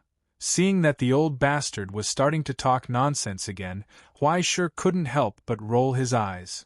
Can we just talk about it? Prepare to go to hell, Huaishir. On the phone, Russell smiled meaningfully. The literal kind. Chapter 1002.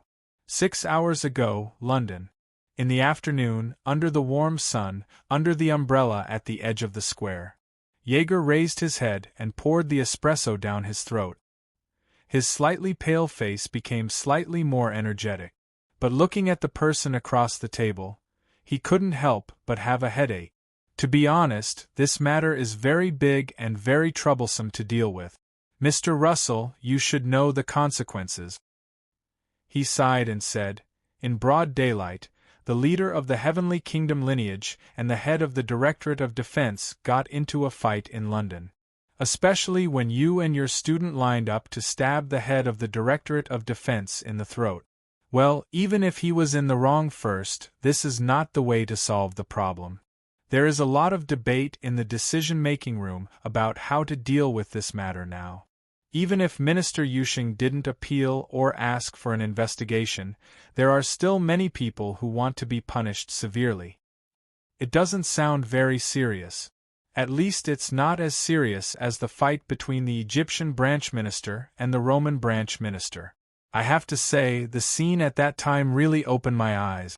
Russell held the teaspoon and stirred the black tea with a calm expression. Jaeger shook his head. It's not the same thing. Of course it's not the same thing. Russell smiled. At least you can't treat this as a simple conflict, right? Or is it that the string of power in some people's minds is always tight and won't relax? You and I both know that whether this matter is a big deal or not depends on how big it is in the end. He said, if you say it's a big deal, then it's a big deal. But in reality, was it a big deal? The Astronomy Society was an organization that gathered the legal forces of the entire territory. Was there a lack of internal conflicts? Especially the internal conflicts of the Directorate of Defense, which had not stopped for decades. It was not a day or two that the branches secretly had sprouts. Even when fists and kicks were exchanged in the central decision-making room, was it rare? It was not a big deal as long as no one died. Huaishi's stab was not a big deal. It was normal for young people to be hot-blooded. But Russell's stab was different. The key was that his identity was now more and more sensitive. Nominally, he was also a member of the Astronomy Club and the principal of the Ivory Tower. He had many connections and a wide circle of friends. No matter where he went, he would be popular. Actually, all sides wanted to rope him in.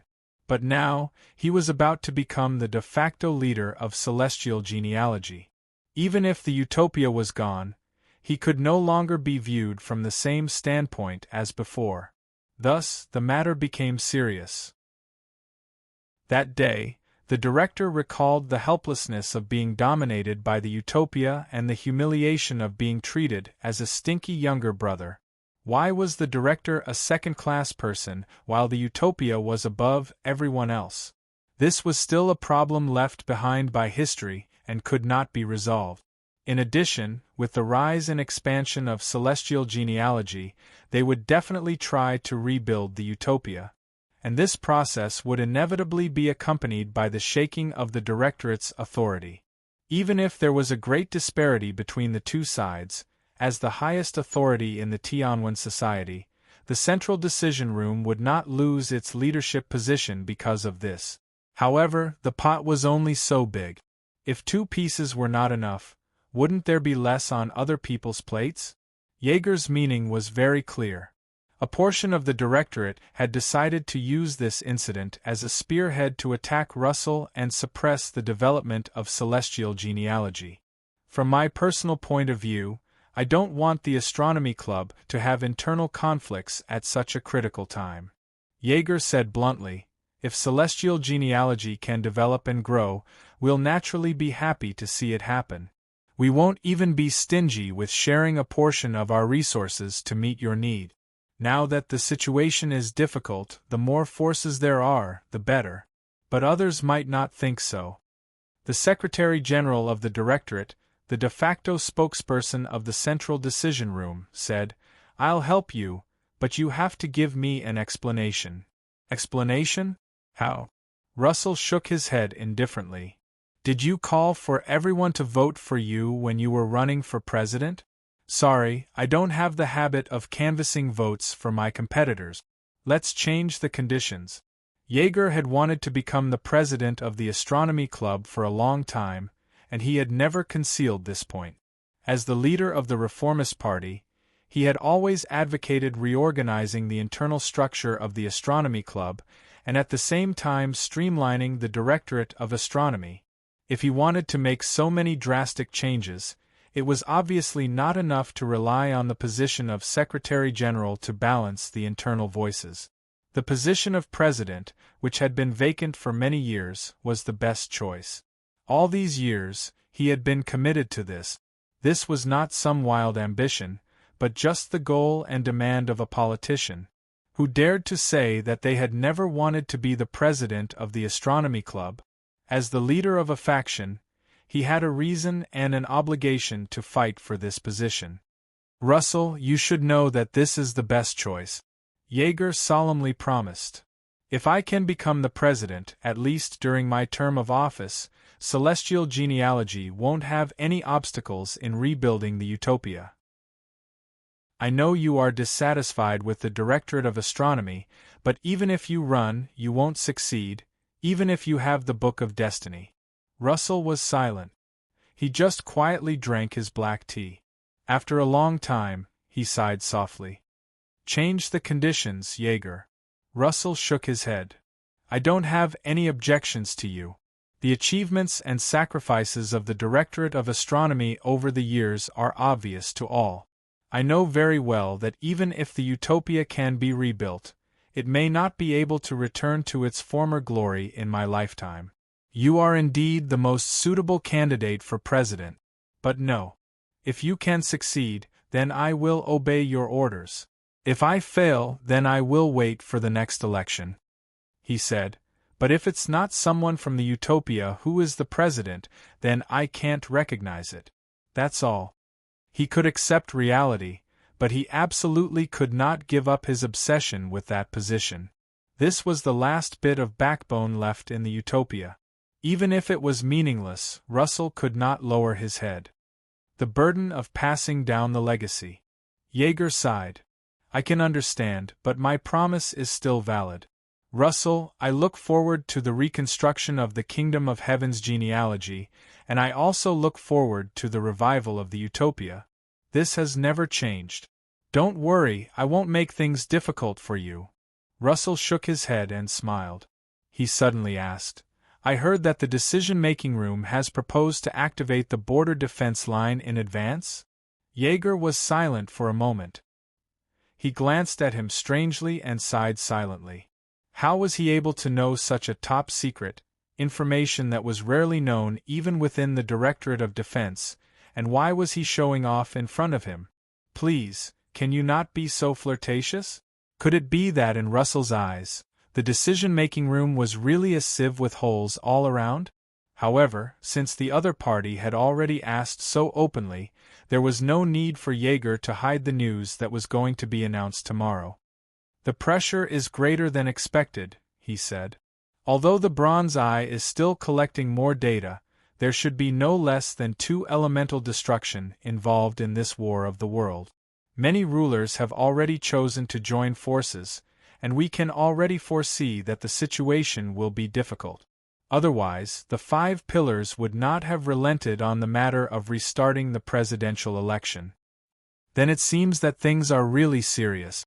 Russell nodded and did not say anything else. Drinking tea. It was as if he was looking for a topic to chat about. Jaeger looked helpless. I know you want to take more initiative and try to get more benefits, but you don't have to do this in front of me, right? Can't take it anymore. Russell smiled.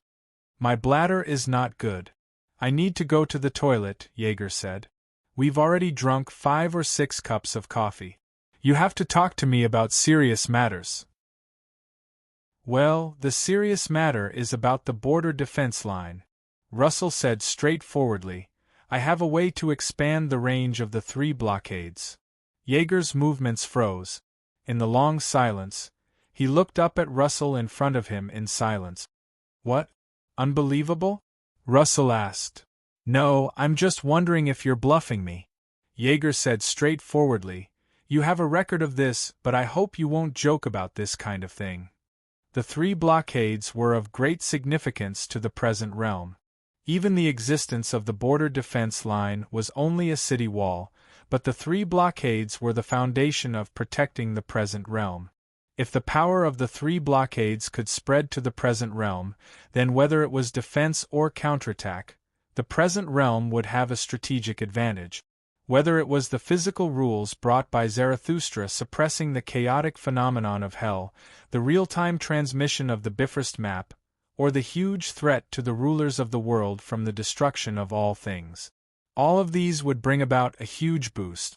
But the key was that there were not many who could achieve this. The Hell outpost of the Utopia? Jaeger asked. During the heyday of the Utopia, huge outposts were built in different depths of the abyss. They were like signal base stations, transmitting power from the present realm to Hell at critical moment. As an important base and transit station for the pioneers of Hell, they had once played a huge role. But with the collapse of the Utopia, those outposts were abandoned and destroyed. They were basically unusable and turned into ruins. Indeed, someone had proposed a restart plan, but it was rejected because of the huge cost and the low success rate. Jaeger did not understand why Russell would take it out as a bargaining chip. The outpost isn't something that can be destroyed so easily. Apart from the branch nodes, there are a total of 46 special outposts. They were built on top of Hell and merged with it. When they were built, they considered the possibility of encountering force majeure, so they all used the concealment technology of the Continuation Academy. When you need to evacuate, you can curl up your own dimension and return to nothingness. The interior will be sealed for more than 100 years to ensure its integrity to the greatest extent. Unless you have the activation key and the map, you won't be able to see or touch them even if you stand in front of them. Russell did not hide anything. All the distribution maps and keys are intact. When the Kingdom of Heaven fell, I personally excavated them and kept them until now. According to my investigation, there are more than 20 outposts that are still intact and can be used. They only need a simple activation to be able to function perfectly. In other words, Jaeger, I will give you more than 20 important strategic fulcrum points. Jaeger was stunned for a long time. Faced with this sudden news, he did not know whether to be shocked or grateful. He also did not understand Russell's purpose for doing this. Don't worry, Jaeger, this is not a deal. Russell spread his hands and smiled. How about just treat it as a gift? I don't ask for any reward or gratitude from the Bureau, nor do I expect you to give me any power or praise. I just want you and those scheming guys in your decision-making room to understand one thing. Even if the Utopia was no longer around, it was not so easy to forget its brilliance. Chapter 1003. The Brilliance of the Utopia? Jaeger sighed softly, and his expression became strange. It was just as Russell said. Even more than 70 years after the fall of the Kingdom of Heaven, this world was still built on the foundation laid by the Utopia. The 3 major blockades were still properly maintained, and the plans left behind were also carried out slowly and methodically under the implementation of the Union administration and the Continuation Court. No matter how arrogant a person was, they could not deny that this was the most dazzling essence of the astronomical society. It was a romantic soul that was close to a miracle in this cruel world. No matter how long time had passed and how many changes had occurred, the Utopia's imprint still existed in the bones of this world. But what did Russell want to express at this moment? Was it a brilliance or a shadow? If this was used as a response, this huge gift would definitely make many people laugh until they couldn't close their legs. But why did it feel like something was wrong? It was a toothache. Just like a popular joke on the Doomsday internet, there was an engineer buried in an oiled paper bag in the Roman sewers. When the sewers were blocked, the engineer would dig out the oiled paper bag and let him go down to pass a few times. It was obvious that the spirit of the craftsman was terrifying. Dong Xiao was not good enough. After all, who would have thought that the previous team would only produce a pair of 4s, and Russell's side would immediately explode? This was not the way to play this card. Do you know the rules? But no one could refuse this generous gift that exceeded their expectations. Similarly, they could not ignore the hidden warning behind it. This was a thick haze under the brilliance. For those guys who held the thread of celestial genealogy not long ago and chattered endlessly at the meeting, this was a fierce and swift slap in the face. It was just short of directly slapping their faces back and forth in front of the world's live broadcast cameras. It's been more than 70 years. What else have you guys been doing other than running around in circles and having meetings all the time? Do you really think everyone is thinking about the eggs in your basket? Why do you think this is the utopia?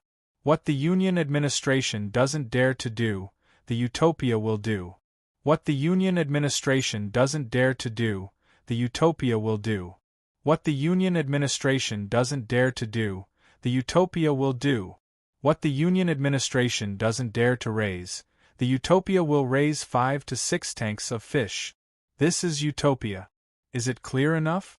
However, even after being slapped by Russell until his face was swollen, he still had to squeeze out a smile and praise. Well done, thank you Daddy, Daddy is so generous, Daddy is so good. As for Renee? Who was it? His neck is so long, and he's not wearing a tie. He must be a slut who deliberately seduces you. Poke him with a pen. What are you waiting for? Apologize to Uncle Russell. You must have done it on purpose. Jaeger shook his head and sighed. Ah, what? Russell smiled innocently, as if he didn't understand what she was talking about. Just drinking tea. The corner of Jaeger's eyes twitched slightly, and he couldn't help but curse in his heart, this old bastard. Ever since Russell arrived in London more than a week ago, he had attracted a lot of attention and raised a lot of vigilance. No one knew what this old man was doing in London at this critical juncture after tricking the Golden Dawn. But who wasn't afraid? But after being nervous for a long time, he didn't do anything. After being here for so long, he just went around in circles every day, visiting relatives and friends, old friends in the decision-making room, old acquaintances on the elevated floor, representatives of the Continuation Institute, and representatives of the 5 major systems. Everyone sat together every day to drink tea, chat, play cards, and smoke cigars. It was as if he was on vacation. Other than that, he didn't do anything at all. He just held a trump card and didn't act rashly, waiting silently. He waited until the Bureau needed him the most. Then he stabbed Renee in the throat and directly created an opportunity to meet with the highest level of the Bureau alone. And this was Jaeger who took the initiative to come to him. Thinking of this, Jaeger couldn't control his blood pressure. That guy Renee was really pitiful. He was more pitiful than a screaming chicken and more pitiful than an unlucky bear. That old bastard was worried that he would not have a place to open his business. How did he end up running into Russell's muzzle? In the end, this time, he directly cooperated with his students to cause a scene in London and Ingzhou. He might even have to apologize later. The decision-making room would have to applaud from the side. Forget it, you'd better pray for yourself. To be honest, you're making me a little dizzy. Let me take a break.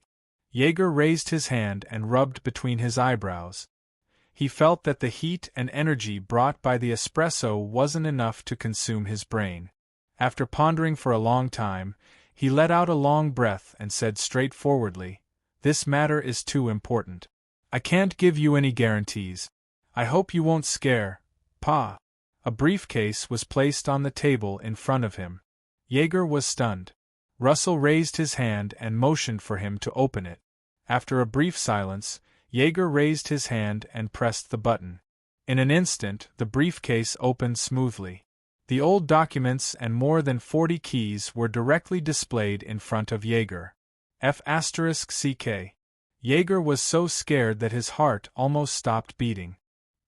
He suddenly closed the briefcase and looked around. Those who didn't know better would think that Russell was bribing him. Such an important thing, and you just put it in a crappy briefcase on the floor? Jaeger was speechless. What else? Are you going to set up a ranking for it? Russell waved his hand and said without any attachment, "Take it, it's yours. Whether it's real or fake, you can verify it yourselves. I hope you can use it properly." Jaeger didn't say a word. He took out his phone and used the fastest speed he'd ever done in his life to increase the security level of London to the highest level. He then summoned all the Type 5 sublimators he could mobilize. The remaining 10 seconds were so long that it almost made him sweat. He was afraid that a ruler would suddenly jump out and snatch the briefcase away in front of him. It wasn't until dozens of blazing flames descended from the sky and a huge shadow appeared from the void, sealing the entire square and ensuring the situation. After the briefcase was taken away with the highest level of security, Jaeger breathed a sigh of relief. He leaned on the chair and shook his head tiredly. "You've made a fool out of the bureau again, Russell." "What do you mean by tricked?" Russell glanced at him with a teacup in his hand. "You have to thank me." Jaeger didn't want to say anything. No one could deny that this was a contribution and gift that belonged to celestial genealogy. After all, before this, no one knew about the existence of the Hell Outpost. It was even a secret that belonged to the managers of the Book of Destiny in the Utopia. If Russell didn't say anything, who would know? Even if he didn't take it out, who could do anything to him? However, the assets left behind by the Utopia were depleted every time they were used. If it was done well, the existence of the Hell Outpost should be able to bring hundreds of times more benefits and advantages to celestial genealogy. It wouldn't be like now, where Russell didn't ask for anything and directly gave it to them. He knew that the Bureau would pinch their noses and nod no matter how exaggerated the conditions were. "Thank you." After a moment of silence, Jaeger sincerely promised, "I'll try my best to give celestial genealogy the compensation it deserves." Well, the Secretary General's thanks sound much more comfortable than others. Russell nodded and praised without hesitation. "As for the compensation, I hope it's as much as possible. I won't stand on ceremony. Even now I still can't believe it." Jaeger said, "This doesn't seem like your style." According to Russell's style of maximizing all benefits and never taking any losses, he definitely wouldn't have played such an important card like the outpost system so easily. If he could do it in secret and use it during the president election, he would definitely be a strong opponent. It wouldn't be like now, where most of the credit was given to the Bureau. "This means that people will always change, right?" Russell replied indifferently, "They're not my private property, but the relics left behind by my predecessors. If I treat them with selfish desires, it would be a true betrayal." Celestial genealogy's current strength isn't enough to use it, so it's fine to give it to the Bureau. It's built with the power of the present realm, so it should belong to the present realm. As long as it can be guaranteed to operate, as long as it can be effective, it doesn't matter who uses it. He thought for a moment and smiled. "A few days ago, I learned a principle from my students. Past achievements may be good, but the future is the most important thing." Yes, there's nothing better than the future. Jaeger sighed and ordered a glass of whiskey. "Then, let's toast to the future." "Yes, the future." The two raised their glasses and downed it in one gulp. This meeting came to an end in such an unexpected way. In the end, after the two decided on some details, all that was left was the busy preparation work and the drafting of further plans. Unknowingly, the workload seemed to have increased by another wave. Jaeger sighed in melancholy and waved to the waiter. "Bill, please." "Ah, I'll do it." Russell enthusiastically reached out and took the pen from his hand, but he couldn't pull it out. He tried again, but found that Jaeger's hand was like an iron clamp. She clutched the pen tightly. He wouldn't let go. Russell looked up and saw Jaeger's stunned expression. His small eyes were filled with great vigilance and shock. What are you trying to do? Don't be impulsive, Russell. Jaeger advised earnestly. Let's talk things over. In the silence, Russell helplessly let go of his hand. Forget it, you do it. It's only been a few days, and Renee's PTSD has already spread from person to person? The people in the Bureau are more or less retarded. Anyway, the rest of the plot is that during the meeting in the decision-making room, I, your teacher, smiled crookedly, shook my body, and exuded a domineering aura. Then, that group of old things kowtowed to me.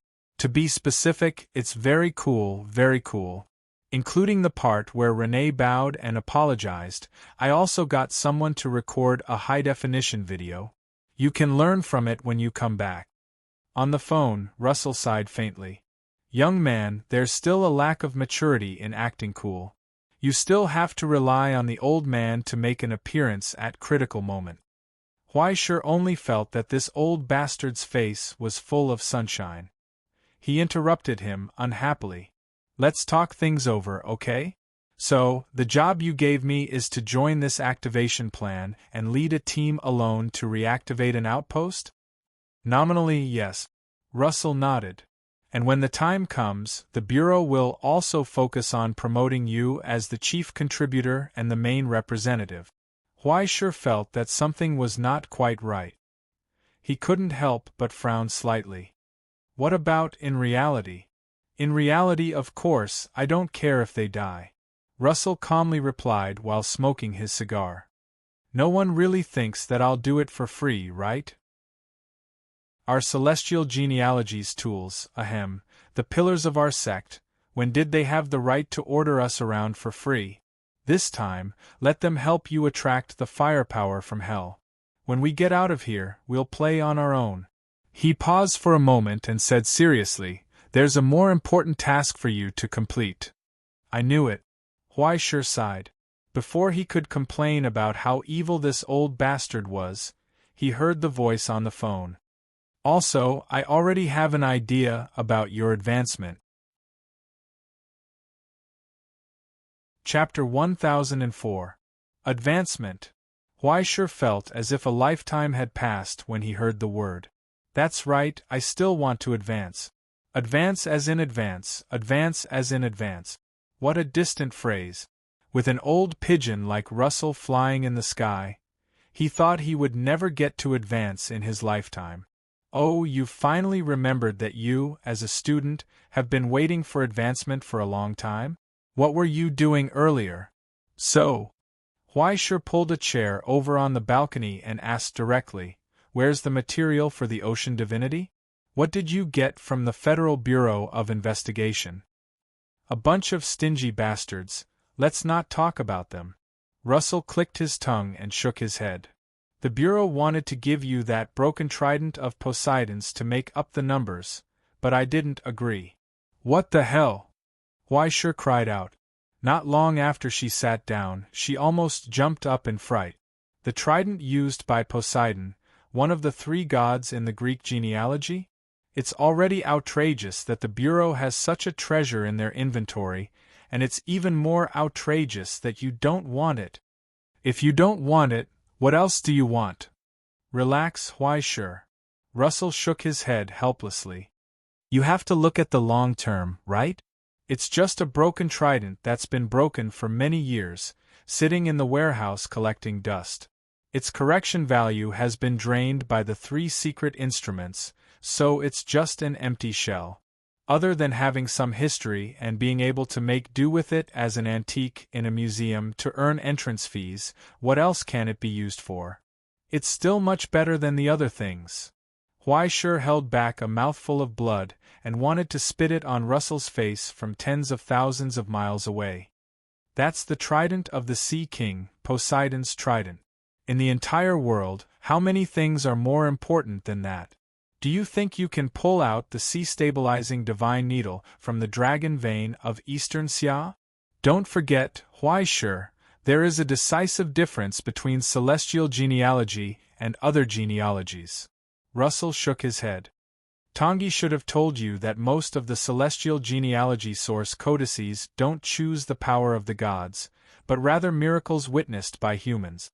Whether it was the Road of Heaven's Inquisition with the 9 songs as the source, or the Road of Dusk with the Song of Nibelungen and so on as the source.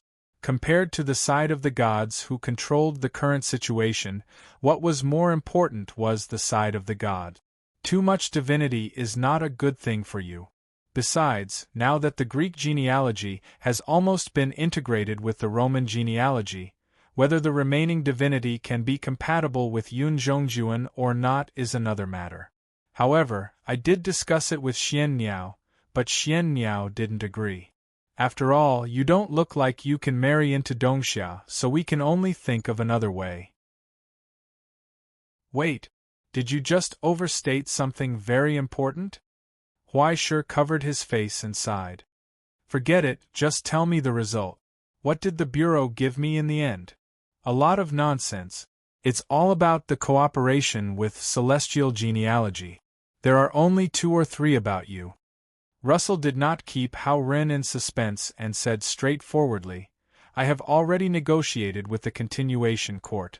The secret ritual of your advancement will be handled by the Astronomical Society. The Zarathustra secret ritual has begun to adjust its direction. Half of the distortions caused by the torrential rains and floods this year will be attributed to you. Huai Shi was shocked. He really wanted to express his shock. But after being teased by this old thing so many times, he was completely numb. He was even too lazy to take a deep breath.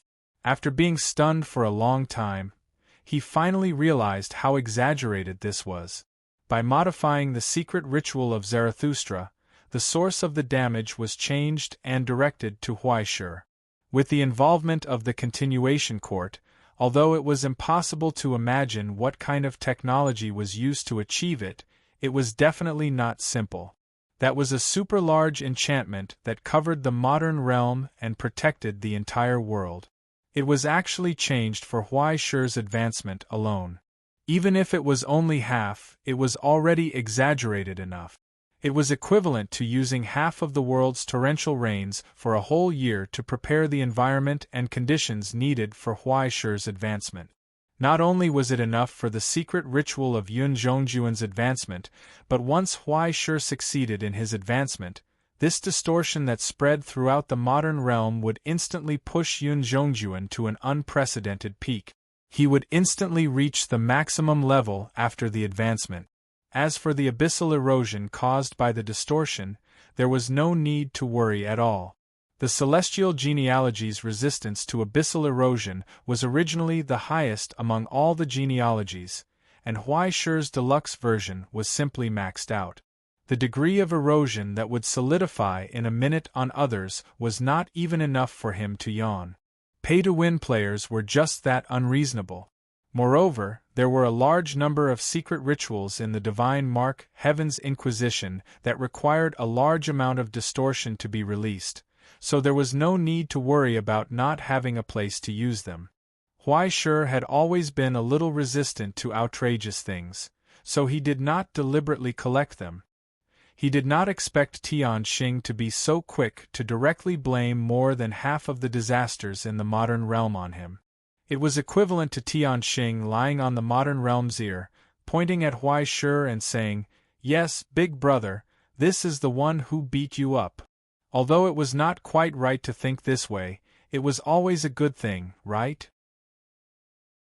He rubbed his eyebrows, finished calculating in his heart, and finally digested the news, then asked, "Now that we have the secret ritual, I have the light crystal, the foundation of the celestial palace is completed, and Xiangjuan's stigmata relic has been recast. Where can we find the materials for the ocean divinity? You're not going to let me directly advance, are you?" "Don't worry, I have prepared the best for you," Russell answered calmly. Huai Shi's phone vibrated, and a document marked as confidential was sent to him. It was about the arrangements for the secret battle outpost restart. Although the meetings were usually endless, when it came to critical moments, the response speed of the Bureau was still astonishing. In just a few short hours, they had already drafted a comprehensive plan and entered a state of intense preparation. The timing was almost accurate down to the hour. The document sent to Huaishur only included his part, but the general outline of the plan could still be glimpsed from the introduction. 3 days later, starting at 4 o'clock in the morning, there would be a total of more than 100 teams gathering at various borders, and they would set off in batches. In order to ensure that as many outposts were reactivated as possible, the Central Command dispatched more than 3 times the manpower of all the outposts, and each team shouldered the responsibility of quickly rushing to the aid of the other teams after completing their mission. In order to avoid alerting the rulers of Hell, the number of personnel was again and again reduced. Although more than 100 teams sounded exaggerated, in fact, when scattered in the vast expanse of Hell, it was not even a few grains of sand in the desert. At that time, Celestial Genealogy would organize 6 teams to participate. In order to show respect to Celestial Genealogy, these teams would not be managed by the decision-making room, but by Russell. Even the original plan was to let them go through the motions, and the teams assigned to them were relatively close to the present realm, and relatively more important nodes. But under Russell's strong arguments, they still won back a lot of dangerous missions. And which little cutie was responsible for leading the teams to carry out these missions? Huaishur rolled his eyes. Reactivating 3 outposts by myself? And the span is so far, and the depth is more than 10 miles apart, why don't you ask me to send them off? Oh, you only need to go one, Russell said. You don't need to go to the other 2. Why? Huaishur did not understand. On the other end of the phone, Russell happily took a sip of the black tea, then crossed his legs and said, "Because I built the school's Hell campus there." Huaishur's face twitched. "Damn it, I got caught by this old bastard." Although they looked inconspicuous, it was only after obtaining the depth map and the coordinates of all the outposts that they discovered that the 2 outposts that were so remote and strange in Inferno were actually the key points that connected all the outposts to the present world. In the end, after so many years, Russell had quietly bought the subbase. After more than 70 years, the subbase had already been upgraded to 3. In the end, he even pulled in a tool from the bureau to open all the remaining links for him? Huaishur began to reflect. What gave him the illusion that this old thing had integrity? What else? What about the remaining one? He asked. What's that place? Well, let me think. There's nothing special about it. It's just a very ordinary outpost. It's especially ordinary, and it belongs to the group that's especially far from the present realm. It's also the part with the greatest risk. Russell said indifferently, the risk is high and the mission is heavy. Even if it fails, there are other nodes that can make up for it and maintain it, so it's not particularly important whether it's opened or not. Then what am I going there for? Of course, the important thing isn't the outpost node, Huaishur. Russell said indifferently, it's the military base next to the outpost. Well, in the past, in the heyday of the Republic, in order to expand and explore the Abyss, they bought a branch there. As far as I know, the warehouse there stores a large number of supplies, Hell's materials, and even weapons enough for us to squander for 100 years. Of course, that's not the main point. The main point is that the materials for your advancement are also there. Military base? The Republic's arsenal? Huaishur was already in a daze. He was dumbfounded, and saliva dripped from the corner of his mouth.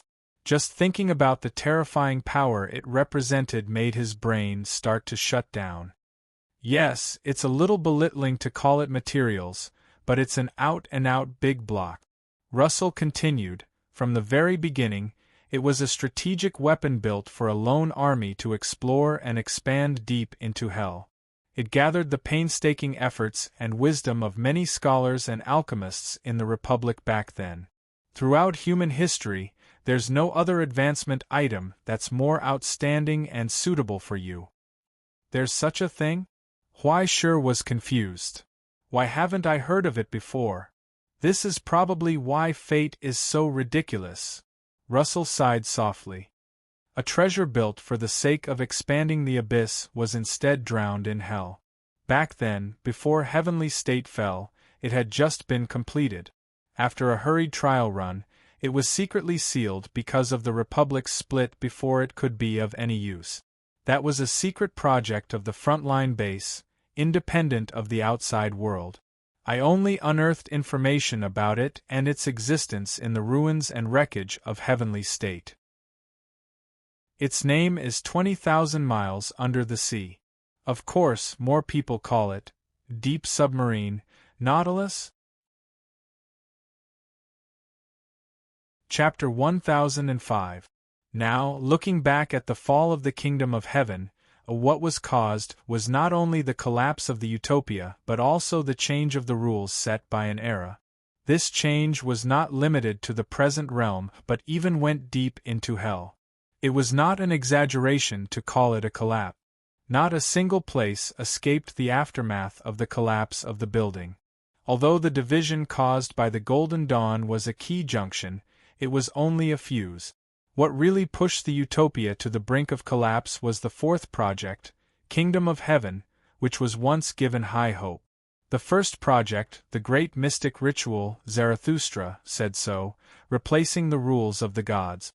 The second project, the Rainbow Bridge, connected the present realm and the border, allowing the entire world to complete a true unity.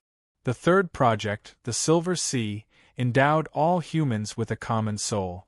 It covered the entire realm and was everywhere. It suppressed all the poison that seeped in and protected everyone's will to the greatest extent. Every one of these projects was an unparalleled achievement. Even the fourth project, Kingdom of Heaven, that the utopia did not complete in the end.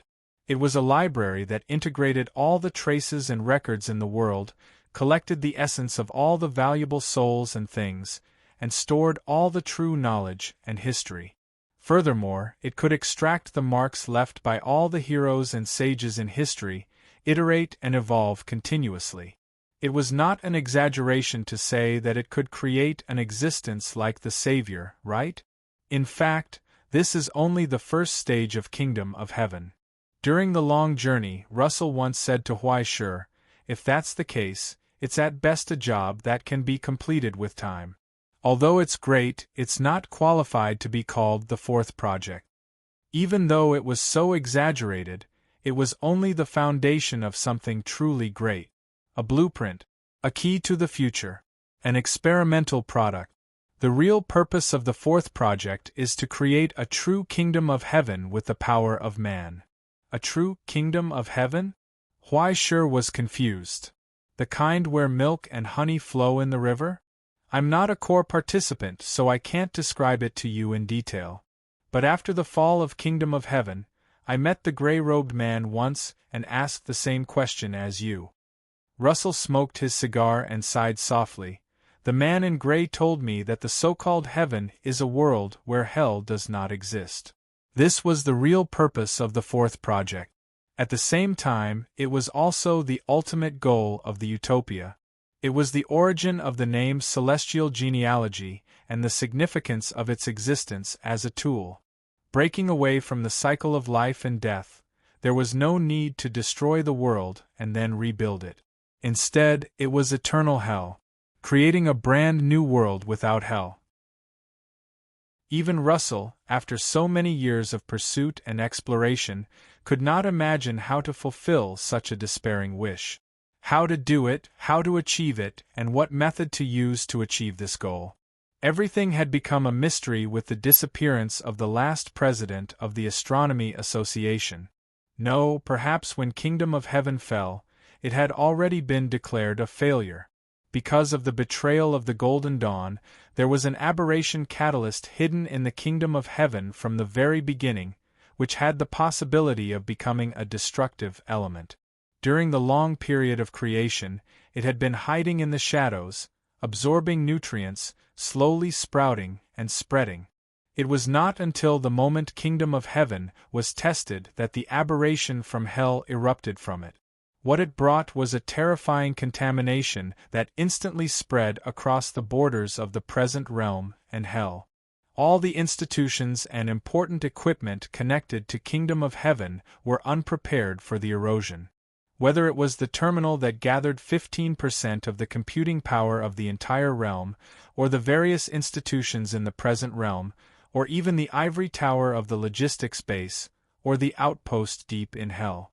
Every part of his body was pierced by the sharp blade that came from his back. In order to reduce this damage to an acceptable level, countless people made huge sacrifices, but the collapse of the utopia was still unavoidable. In the end, Perron, who was originally the guardian of Kingdom of Heaven, betrayed his duty and completely destroyed the Kingdom of Heaven that had been preserved after sacrificing so much. From then on, he wandered the borders and became the leader of Green Sunday. After 70 years, the pain caused by the fall of Kingdom of Heaven to the Astronomy Association had yet to be healed. And 70 years ago, chaos also happened in hell. As Kingdom of Heaven transformed into the element of destruction, all precious records fell into chaos and madness for a short time. In order to isolate the chaos, the Source Substance Network managed by the Three Wise Men had no choice but to ruthlessly separate itself from the present realm and move to the borders. Even so, contamination was inevitable. To this day, the Dark Net was a key monitoring target of the Central Bureau. Once the Three Wise Men were no longer able to control the spread of the residual poison, they had to be completely destroyed in order to prevent it from completing the transformation of the element of destruction. At the same time, the vast majority of souls chose to leave Kingdom of Heaven and preserve themselves.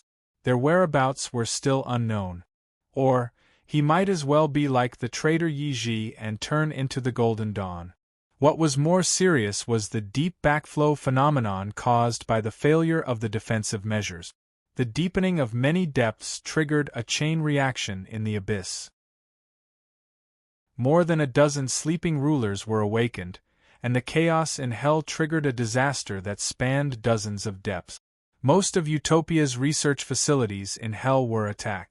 If it were not for the limitation of depth, the present realm might have even ushered in another war of the worlds at its weakest.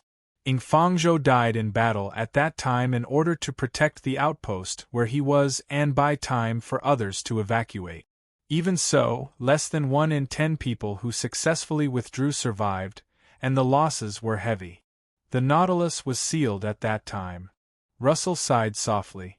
In order to prevent it from going out of control or being distorted, it was urgently anchored in the base before the test flight was over and quarantined.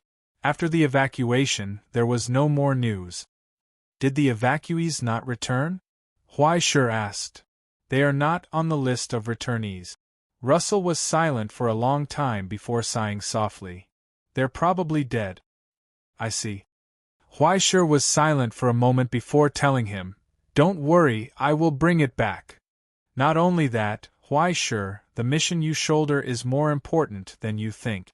Russell said, among all the teams, only you are not allowed to support other teams. No matter how close the distance of the distress signal is, you must not waver in the slightest, understand? You have to complete your mission at all costs. Even if all your teammates die, you can't turn around and give up. When necessary, you even have to take the initiative to sacrifice them to protect yourself. Your advancement is the first priority, and so is your safety. You have to understand that you represent more than just yourself. Luo Su asked, "Can you complete a mission like this?" Huaishur was silent and did not speak. And Russell did not speak again. He just calmly and coldly waited for his answer. Until Huaishur spoke. "I'm sorry, Russell," he said, "but I can't promise you this. Even if it was a companion he met by chance, he could not guarantee that he could coldly turn around and leave when the other party sacrificed himself in front of him." Russell did not fly into a rage. He just sighed. It was as if he had expected this and knew it would turn out like this. Then try your best to do it. Do it your way and do it beautifully. He shook his head helplessly. Now that things have come to this, I can't say that you can't do it and replace someone else. To celestial genealogy, you are irreplaceable. Why sure, I hope you can also understand this.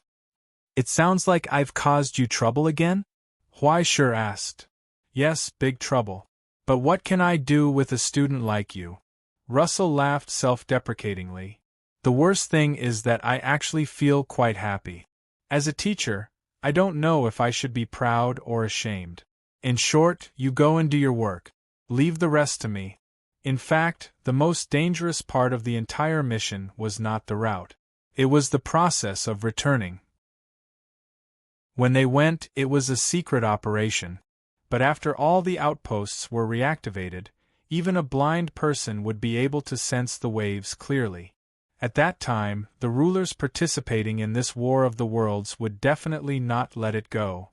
Forget about the others, Huaishi's target was the biggest. After all, the size of the Nautilus was there for all to see. You drove a submarine under the nose of a large group of hell. Was it possible? There were only two choices left for him. Either he completed his mission as quickly as possible before all the outpost networks were reactivated and returned with the Nautilus before attracting attention. Or he could stay in the base and wait for the War of the Worlds to end before returning. It would definitely be safe and risk-free. However, it would be too late by then. As the signature of celestial genealogy, being absent in such an important battle was itself a sign of incompetence. This is the so-called spinning a cocoon around yourself. Why sure, you have to bear the consequences of your own decision. Russell finally reminded him. No matter what happens, I will leave a key position for you on the opening stage of the War of the World. As for whether you can make it back in time to complete the advancement, it will depend on you. Don't worry, it's just courting death. I do this all the time. Huaisher laughed. After hanging up the phone, he leaned on the chair on the balcony and bathed in the sea breeze blowing from afar. For some reason, his mood gradually became better. After hanging up the phone, Russell raised his head and looked at Isaac's projection. Look, I told you, he wouldn't agree with that method of doing things. If you insist on doing so, I will not object, but please approve my application to join.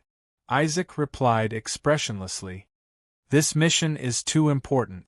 I think Huaisher will lack the necessary decisiveness at critical moments. Isaac, I won't approve such a ridiculous thing. Well, even though I'm ridiculous, you're the vice principal, you're my agent. When I'm not around, you're my incarnation and my limbs. Now you're telling me that I'm sorry. I'm going to hell with you. Then who else can I leave the celestial genealogy to? You can transfer Madame Chen or Mr. Ramanujan back. They have their own jobs. Besides, they don't have your patience. Apart from you, no one else can handle such a huge amount of work. Russell said helplessly, I know you're concerned, but relax. This isn't his first time out. There's no need to make a fuss. You and Katia are the same. Huaisher has the ability to solve this problem. The question is whether he is willing or not. Most of the time, he will put his emotions and likes before anything else, ignoring the weight and responsibility on his shoulders. Isaac said coldly, with all due respect, this is not the way a leader should do things. Then what should he do? Be decisive? Be ruthless? Be like me, a nuisance no matter where I go? Russell smiled indifferently. On the contrary, Isaac, this is what I admire most about him, no matter what, he will always put his own will above the group, no matter how exaggerated the weight on the other side of the scale is.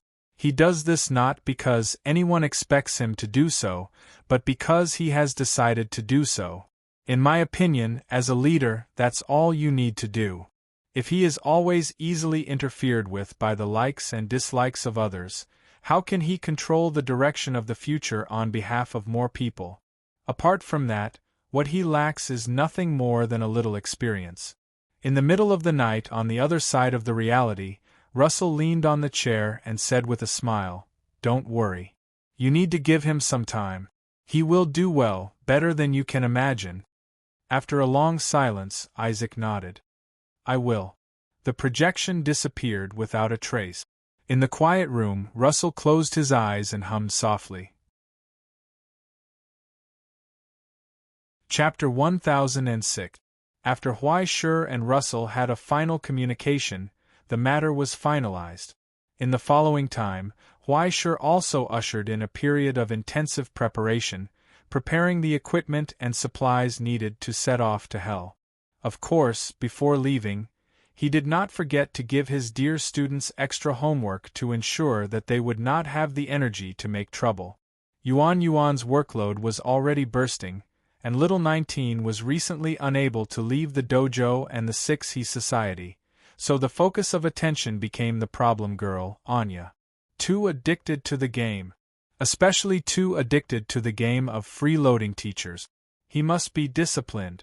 After Yuan was in charge of the curriculum and little 19 was in charge of the internship, Uncle Fong was in charge of the daily life. If Uncle Fong wanted to take care of a student was a child in my eyes, so I asked Uncle Fong to take care of the student for me. This kind of logic was simply flawless. But the old man looked like he wanted to say something, so Huai Shi could do nothing. He had already tried his best, and the last thing he had to face was the most troublesome person for Huai Shi. Have you been avoiding me recently? Tongyi looked at him with watery eyes. Did I do something wrong? Why are you ignoring me? Huai Shi covered his face. Do you have other birds outside? Tongyi seemed to understand something. She choked on her words, tears glistening in her eyes. Bao, it doesn't matter if you have other birds outside. As long as you occasionally come home to see me, Mother Crow will be very. That's enough. You're getting more and more unreasonable. Huai Shi rolled his eyes. Also, get off of me, hurry up. I don't want to, I want to ride a horse. At this moment, in the middle of the night, under the moonlight, Huai Shi was lying on his bed with his limbs spread out. He maintained this posture after waking up from a suffocating nightmare. And Tongyi was sitting cross-legged on his chest. No matter how Huai Shi struggled, she seemed to be glued to him, not shaking at all. In the end, Huai Shi gave up first. Forget it, do as you wish. He closed his eyes and lay flat. Do whatever you want. I'm sleepy. I want to sleep. Hey, don't be so cold. Tongyi lowered her head and blinked. I also feel that my status as the big sister has been shaken, and I want to quickly increase my screen time. Why aren't you saying anything? Are you angry? Her long hair cascaded down her shoulders like a stream, brushing past Huai Shi's face and tickling his face. He could only open his eyes helplessly. Oh, I understand. This is the rebellious phase, right? Tongyi suddenly understood. The books say that as puberty comes, boys are too ashamed to talk about the changes that have happened to them. While they crave independence, they also start to become curious about the other big sisters outside. Unknowingly, there is already a lamentable and thick barrier between us, who used to talk about everything. It's ridiculous that you can even drive on this lousy road. Huai Shi felt like a pitiful and helpless child being run over by the wheels of a car. He could only raise his hands in surrender. I was wrong. Please don't drive. That's right. In front of big sisters, you have to learn to be honest. Do you want some fruit? Tongyi took out an orange from nowhere. No, you eat. Huh! Ahem, I'll eat. Huai Shi admitted defeat in time and avoided another car accident. After stuffing the entire fruit plate into Huai Shi's mouth, Tongyi put down her hand in satisfaction. She looked at his helpless face and suddenly asked, Huai Shi, are you happy with your job now? Why do you suddenly ask this? Huai Shi was slightly stunned, but after thinking for a while, he nodded and answered, If you want to say it, I'm very happy. It's quite a sense of accomplishment. It seems that you are quite handy. Tongyi nodded and sighed. Although it seems to me that saving the world is stupid, if you like it, I have no reason to object. Huai Shi was helpless. Didn't you throw me into the ivory tower? Ah, indeed. However, I originally only wanted you to have a fulfilling and beautiful youth. But now it seems that it is indeed fulfilling. Whether it is beautiful or not is another matter, but your youth is simply gone. You don't even have the time to fall in love. Elder sister also feels very sad. You are not sad at all, and you are still smiling. Do you know what a bitter smile is? I feel sad. Tongi forced his eyes open. You see, I can't stop smiling sadly. Why sure didn't expect this woman to have a conscience at all. So, you came in the middle of the night to laugh at me? What, this is called love and care, understand? Tongi rubbed Huaishi's face. Others treat my silly boy as a tool. They are all supporting your body. I am the only one who cares about your heart. If you have any sad things, you can talk to me and make me happy. You are becoming more and more heartless. But I can't help it. Some things can only be reaped by oneself. You won't change even if I tell you. You won't listen to me even if I persuade you. What else can I do but laugh? Tongi was not ashamed. This is also a trial from fate. Do you feel better when you think about it this way? Not at all. Huaishir struggled angrily. Then how about considering other ways of survival? Tongi suddenly leaned closer, looked into his eyes and whispered, not only now, but at any time, if you feel tired or painful and want to give up, there is no problem. Her face was just inches away from Huaishir's. When her eyes blinked, a soft breath fell on Huaishir's face. Huaishir was not allowed to turn his head to avoid it. She said, if one day you don't want to do it, then you don't have to do it anymore. That's all I want to tell you. Huaishir was stunned. Don't do it anymore? Yes. Tongi nodded. Don't do it anymore. Then what about the others? Let them die. Expecting a person who doesn't even have a girlfriend to save the world, there must be something wrong with their brains. What about celestial genealogy? Just treat it as a freeloader. The path of heaven's inquisition is not their monopoly. Don't you care about the Republic? Why keep thinking about the old dreams of the era? You weren't even born when the Republic of Heaven fell. What kind of logic is it to ask you to take responsibility? Moreover, from the beginning until now I have never said to you, look, there is a ruin over there. Let's rebuild the building. This is not your responsibility, Huaishir. It's just other people's expectations of you. If I have to say it, it's like giving up your seat on the bus to others. If you are willing, then go and move your legs. If you are not willing, then don't get up and let them wait. Tongi said, if you have to feel that you have any obligation to others, then it is only to me. Other than me, there is nothing else in this world that is worthy of your unconditional sacrifice and sacrifice. Then if I don't have a job, what will happen to my life? Of course, sister will support you. Tongi took out her wallet and shook it. Thanks to you, sister has recently made a lot of money. You can buy any game you want. You can spend as much money as you want. What about eating? You have an old house and you are still worried about eating? Noodles and drumsticks. Eat one bowl and throw away the other. What about a girlfriend? Huaishir asked, how can I find a girlfriend if I stay at home? A woman? Tongi was stunned and said seriously, a woman will only slow down your game playing speed. Only trash wants a girlfriend. A real powerhouse does not need a woman. This. Huaishir shrank back a little. Isn't it a little too big to suddenly go from a workaholic to a useless homebody? Tongi said, as long as you like it, it's fine. Huaishir was silent for a long time before suddenly asking, but what if? I think it's good to do this? What if I like my current life? Then go and protect the world.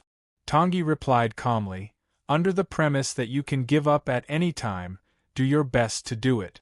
Spend a little effort and put in some effort. It won't affect your eating, sleeping, or finding a girlfriend. Just take some time out to do it. This way, even if you accidentally mess it up, you won't feel bad. What about you, Tongi? Huaishir asked persistently, what do you want? Well, let me think. Under the moonlight, Tongi held her chin and looked at Huaishi's face. Suddenly, she smiled happily. If you want to protect the world, then I will protect you. Huaishi was stunned. What? Are you stunned? Tongi blinked proudly. A real big sister will of course support you all the time. Don't fall in love with me, but why are you doing this for me, Tongi? Huaishi sighed. There has to be a reason, right? Because I am your contractor, Huaishi. She pinched Huaishi's face and told him matter-of-factly, just like you are my contractor. There was no more intimate relationship in the world. The next day, in the campus of the Ivory Tower, Raymond looked at Huaishi and asked in confusion, Did something good happen? Well, someone bought me a game. Huaishi's steps were light. I'm not talking about that. Why are you smiling so happily? Because someone bought me a game. Huaishi asked matter-of-factly, Isn't this something to be happy about? Is this something to be happy about? Raymond was at a loss. Huaishi thought for a moment and looked at Raymond's honor. For some reason, his expression suddenly became sympathetic. He patted him on the shoulder. Forget it, you won't understand. Raymond's expression twitched. He felt that he had been insulted, but the hateful thing was that he didn't know how to refute. It seemed that he had been bullied in the workplace. He didn't want to stay in the Ivory Tower. He wanted to smile, but when he thought of his heavy loan, he could only give up. There was no other way. The sorrow of middle-aged people was so deep. What was worse was that after being patted on the shoulder by Huaishi, his face turned pale and he almost couldn't breathe. Everything went black. Hey, what's going on? Huaishi was stunned and immediately panicked. You're not going to blackmail me, are you? Ask yourself, bastard. Raymond coughed violently and glared at him. What kind of damned thing is on your body? The radar embedded in his eye sockets was frantically alerting him, and everything was blood red. It was in Huaishi's pocket. It was like a pitch-black vortex, constantly pulling in the surrounding origin substance and pouring it in, brewing a disaster. It was a curse that had already taken physical form. The instant that it touched Huaishi, the abyss maw in Raymond's body actually showed signs of going out of control. What kind of damned thing had this guy stuffed into his pocket? Chapter 1007. HM? Are you talking about this? Huaishi reached out and seemed to take something out of his pocket. Raymond's eyes reddened and tears almost flowed out. It wasn't because he was scared, but because it stung his eyes. The built-in mirror in his pupils was already overheating. In Huaishi's hand were 2 magazines. Inside the crystal-like magazine were 2 rows of bullets. It seemed to be made of some kind of metal, but it didn't have the reflective luster of metal. Instead, it was completely dark, sucking in all the light. Was that solid? Liquid? Or was it just a wisp of mist? Or did it really have a solid body? The moment he saw it, he could feel his soul being pulled in. Void return. Raymond lost his voice. You're so ruthless? To take your own. Wait, don't tell me it's Lu Baiyan's thing? More or less. After Huaishi tossed it a few times and satisfied his low-level desire to show off, he sealed it again and threw it into his pocket. Wasting was shameful, but making the best use of everything was the right way to run a household. Moreover, would it be a waste to kill such a big Great Sea Ming? He had to warm it up a little. The main raw material came from the origin crystal extracted from Lu Baiyan's soul by Yangxing forging. Great Sea Ming's Yangxing refined Great Sea Ming, which was the most extravagant Matryoshka doll in the history of the path of astronomy. What Great Sea Ming obtained was a strange existence that looked like an ink block after gathering all of Lu Baiyan's resentment and solidifying all of Great Sea Ming's distortions. Under the support of the sealing hand, the alchemy fire, and the forging furnace, all of the energy was extracted and not a single bit was wasted.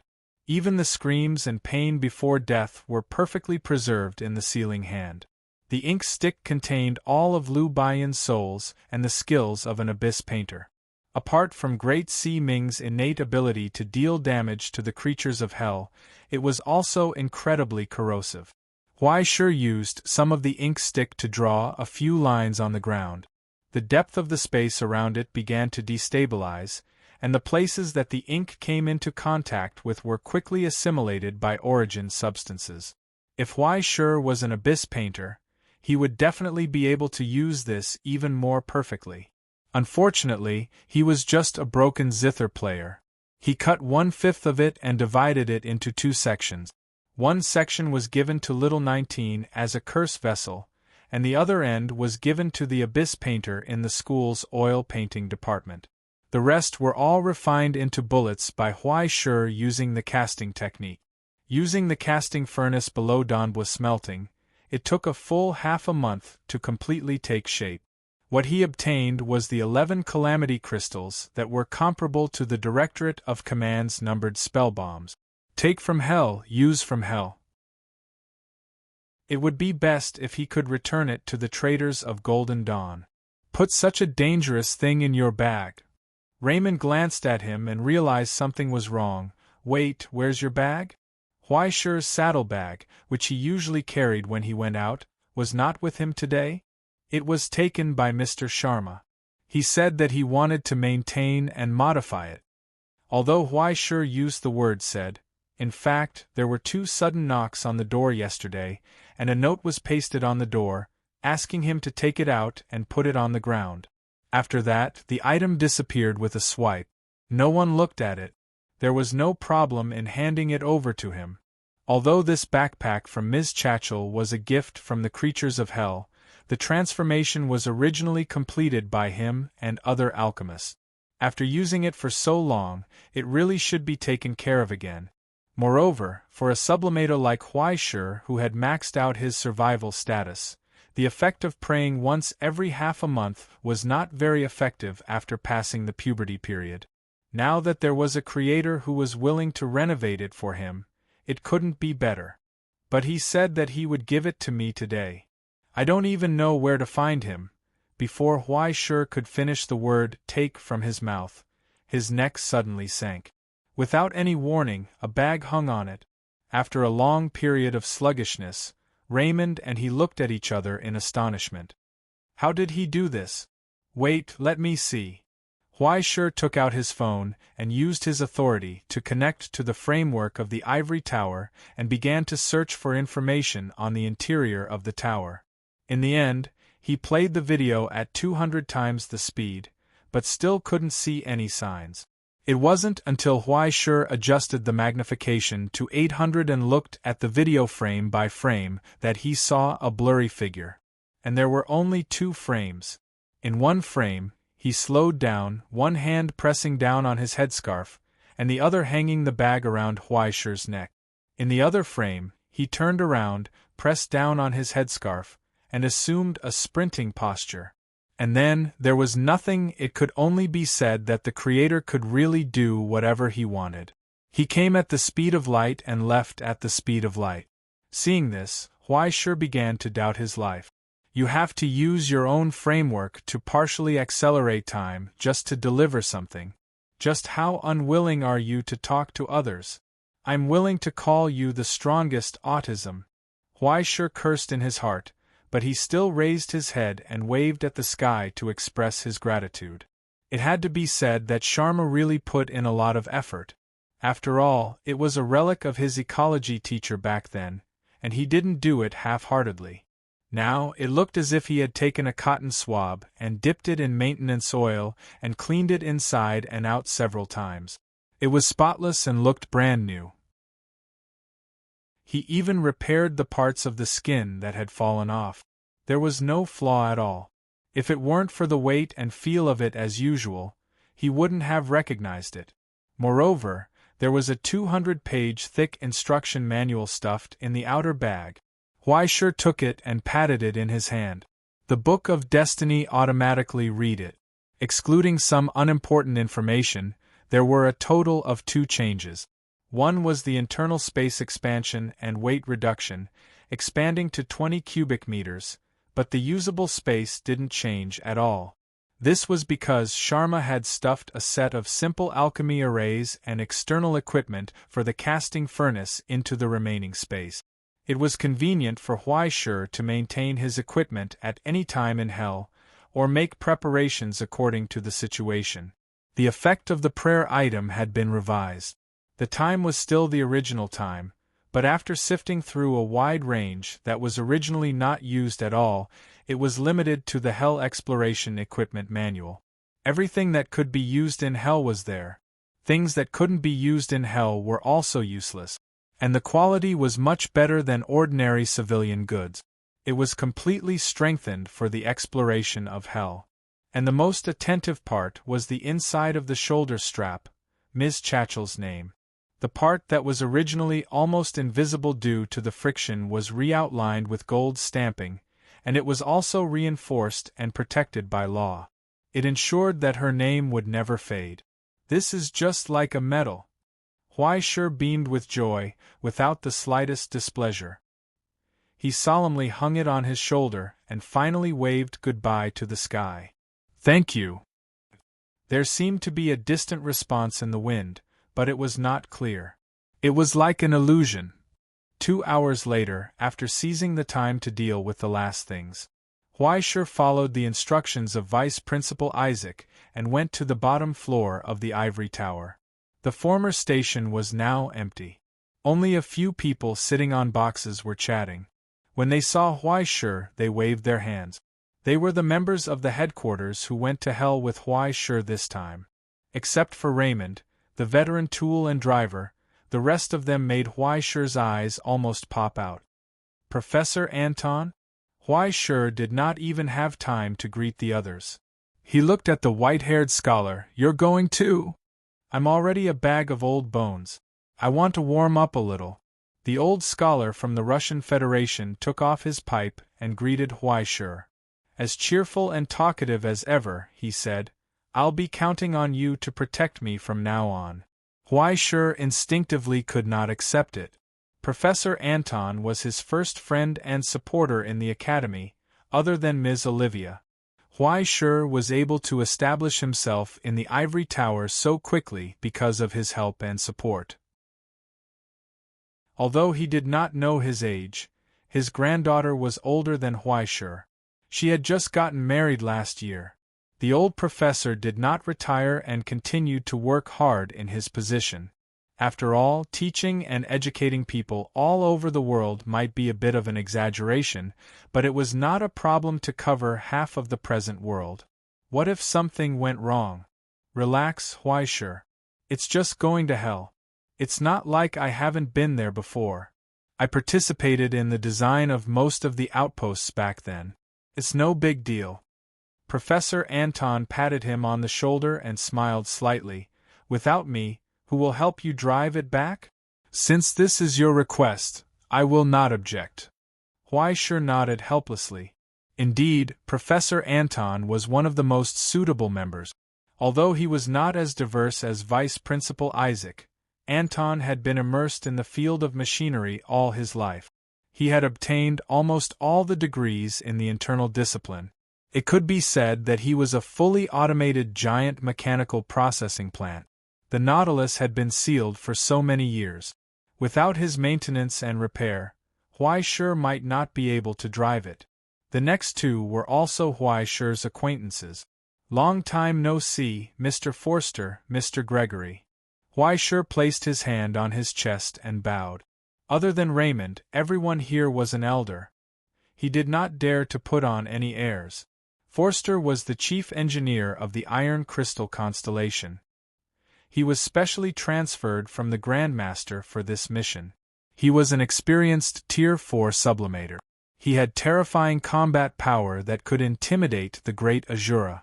At the same time, he had the most experience in exploring and surviving in Hell. Now that the Iron Crystal constellation was completely connected to the Sky Fortress, it did not have the ability to sail independently. The Grandmaster could not find the time. Otherwise, they would have just sent one submarine and 2 submarines back. As the person in charge of the Iron Crystal constellation's electrical and power equipment for so many years, Forster's arrangement could not be more appropriate. The Iron Crystal constellation was recreated by Mikhail based on the prototype records given by Russell. It was limited by material resources, and there were many differences. It could only exist as a mobile research center. However, the internal structure and general operation were similar, and there was no difficulty in familiarizing with it. The old cowboy with a cigarette in his mouth gestured to Huai Shi and greeted him. "We'll listen to your orders from now on."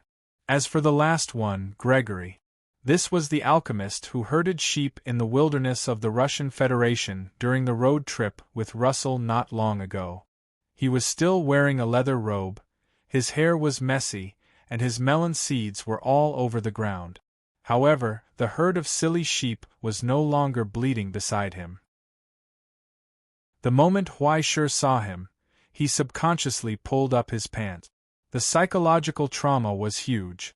At that time, he only came into contact with him for less than half an hour, and all the modern technological equipment on his body was completely scrapped. Even the chemical fiber of his pants was directly disintegrated, and he became a primitive man. It should be said that he returned to the most ancient era. The essence of the Chaos Curse was the most ancient prototype of alchemy. It had the most exaggerated destructive power and was the closest to the essence of the gods. At the same time, the more profound the study of this type of alchemy was, the more the body of the alchemist would be traced back to the legendary human state of the Golden Age. While bearing many miracles with the body, it would also reject and suppress all non-alchemy product. The final effect was that as long as he was around, all modern achievements would rapidly become ineffective, including pants. He was simply a mobile civilization EMP. And the key was that this state had a high priority in the present and hell. There was no way to suppress it. It was ridiculous that he could appear here. Chapter 1008. How did you do it? Huai Shi was surprised. He looked around and found that the ivory tower did not explode. Nothing happened at all. Don't worry. That old bastard Russell gave me this. Old Shepherd's Gregory raised his wrist, revealing a wristwatch-like ring-shaped lock. Two of them were swirling on his hands like liquid. When the two rings collided with each other, a spherical space vaguely appeared around him. To be precise, it was countless silver specks that danced like dust. Just like the stars in the sky. Just like the smell of summer quilts came from the corpses of mites, the countless silver specks were also made up of countless corpses. Combining Sharma's recycling ecology and the primordial soup, created by Shah, the creator of the Survival Academy, these two useless rings were created. Countless silicon-based cells that had been modified by the primordial soup formed a reproduction system. Fixed by the recycling ecology around Gregory, they were constantly self-replicating. Then, they were quickly killed by the characteristics of the primordial curse, and the remains were then recycled and remade, forming a dynamic cycle. Using DOS attacks to fight against EMP, using science to defeat magic. As long as I replicate fast enough, you won't be able to delete me, thus reaching a balance of life and death. Instead of forcibly suppressing the attributes of the primordial curse, it was better to take the initiative to find something for it to do. If it was too busy, it would not harm other innocent equipment. Although I still have to take it off when I'm working, it should be fine as long as I run far away. Gregory spread his hands. It just so happens that I recently had a big fight with the Stone Cauldron Academy. Everyone is a little embarrassed, so I'll follow you to hell to lie low for a while. Then I'll leave it to you. Huai Shi nodded and formally greeted the seniors in front of him again. As for Raymond, he was just a tool. This was the lineup of the exploration team. According to Russell, there would be several groups of guides waiting for them in hell, but only a few of them would be responsible for activating the outpost and retrieving the Nautilus. Raymond was the driver and backup pilot of the Nautilus. Anton, the mechanic, was responsible for the temporary maintenance and repair of the Nautilus to ensure that it could return to the present world in one piece, Forster, the iron crystal pilot who operated the internal equipment of the Nautilus to maintain its sound operation, and Gregory, the alchemist who was responsible for destroying arcana and miraculous replication, as well as the jack of all trades come Captain Huaishur. Everyone had an irreplaceable role, and it seemed that the only thing that could be missing was himself. However, so many people had come here to achieve themselves. To be honest, he was under a lot of pressure. Although the team that Russell had chosen for Huaishur would definitely not have any disputes or conflicts, it was precisely because of the trust and cooperation of the old seniors that Huaishur was somewhat fearful. 3 days was barely enough for a few people to arrive at the ivory tower. Fortunately, everyone was already very familiar with each other and did not need much run-in. 3 minutes later, Isaac hurried over with a box. After opening the box, there was a row of syringes that had already been filled. The liquid inside was surging with a dark gray color. No matter how one looked at it, it did not look like a good thing. This is a necessary confidentiality measure.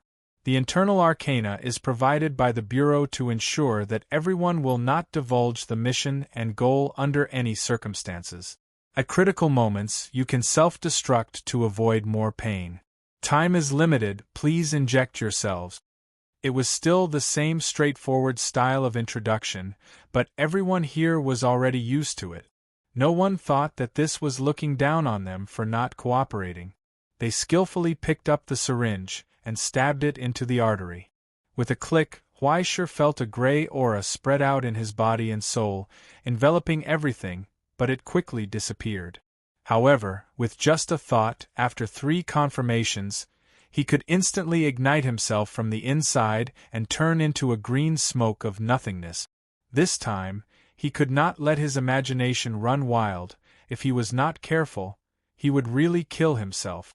Fortunately, this thing was only effective for a month. After a month, it would naturally degrade and disappear. However, a month was enough. Even if they completed the mission and returned in advance, they would still have to enter confidential surveillance until all the plans were completed. I don't need to say anything more. I sincerely hope that everyone can return safely. In the end, Isaac took a step back, put his hand on his chest and bowed. I wish everyone a safe journey. As he spoke, the steel dome opened to both sides, and a huge airship slowly descended from it.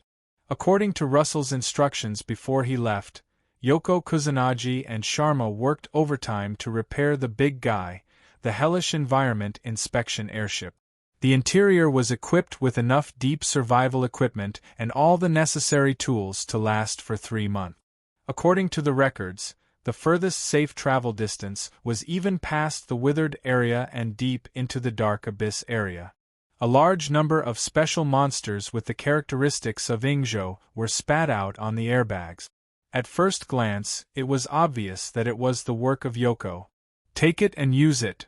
The old lady with a cigarette in her mouth threw the key over and took one last look at her work. Anyway, it's a one-time use item. After checking all the supplies and materials 3 times, the huge gate opened with a bang. In the silence, everyone looked at Huaishur. Huaishur chuckled softly and lifted the bag in his hand. Let's go. Outside the gate there was an endless light. The dedicated bifrost provided by the General Administration had been opened. The flashing rainbow light wrapped around the airship and pulled them away in an instant. It was unknown if there were any new changes after the divinity of the source substance had undergone a qualitative change, but this time, Huaishur could clearly see the changes in every place. In an instant, countless scenes flashed by in the light, as if they had traveled to every corner of the present land in an instant. Following the network that connected countless borders and the present land, they had already arrived outside the present land in the blink of an eye. The sound of the tide was surging. After the dizziness that felt like the world was spinning, they could see the endless sea raging below. They had once again arrived at the endless sea that shrouded the Asian border. But it was different from the last time. This time, there were no clouds in the darkness of nothingness above their heads. Countless shining stars seemed to be right in front of them, pale, scarlet, dark green, and ominous radiance constantly flashed. That was the distance between hell and the present land. They were almost right in front of them. Just behind them, there was still an endless stream of behemoths flying out from the gate of the Bifrost. Like giant pillars, they spewed flames and rose into the sky, forming an endless array with countless giant pillars floating there. The rainbow light between them formed a giant net that shrouded the sky. After a long warm-up, the branch components from the Bifrost finally formed a brand new expansion link. In the future, the power of the present land shrouded this endless sea. The defense line is about to be activated. We have to speed up. Forster, the chief engineer, turned around and said to Raymond, "If we're any later, I'm afraid we'll be locked in the gate." Raymond nodded and pulled the operating lever all the way to the end. The huge airship trembled violently and quickly began to fade. Like a chameleon, it hid in the void and disappeared. The anti-force coating was activated. After passing through countless shrinking holes in the net and sending out a final signal to the present land behind them, the airship entered a state of silence. Everyone's heart sank. From this moment onwards, they would lose all assistance from the present land and truly step into hell. They were not falling, but rising, toward the ferocious stars. But behind them, there was a vast and terrifying wave, as if the present land was collapsing and echoing in the void. It did not use sound waves as a carrier. Instead, it overlapped the ripples of countless source substances and turned them into a tide of source substances that could drown every soul. It spread in all directions. It was like a song. At that moment, Huaisher looked back in shock. From the reverberating rhythm, he felt the sound of a certain behemoth. It was a sound from the present land.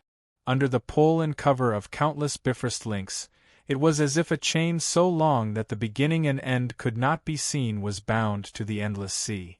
Then, with infinite force, it pulled the sea inward? No, it should be said that it was like a quilt.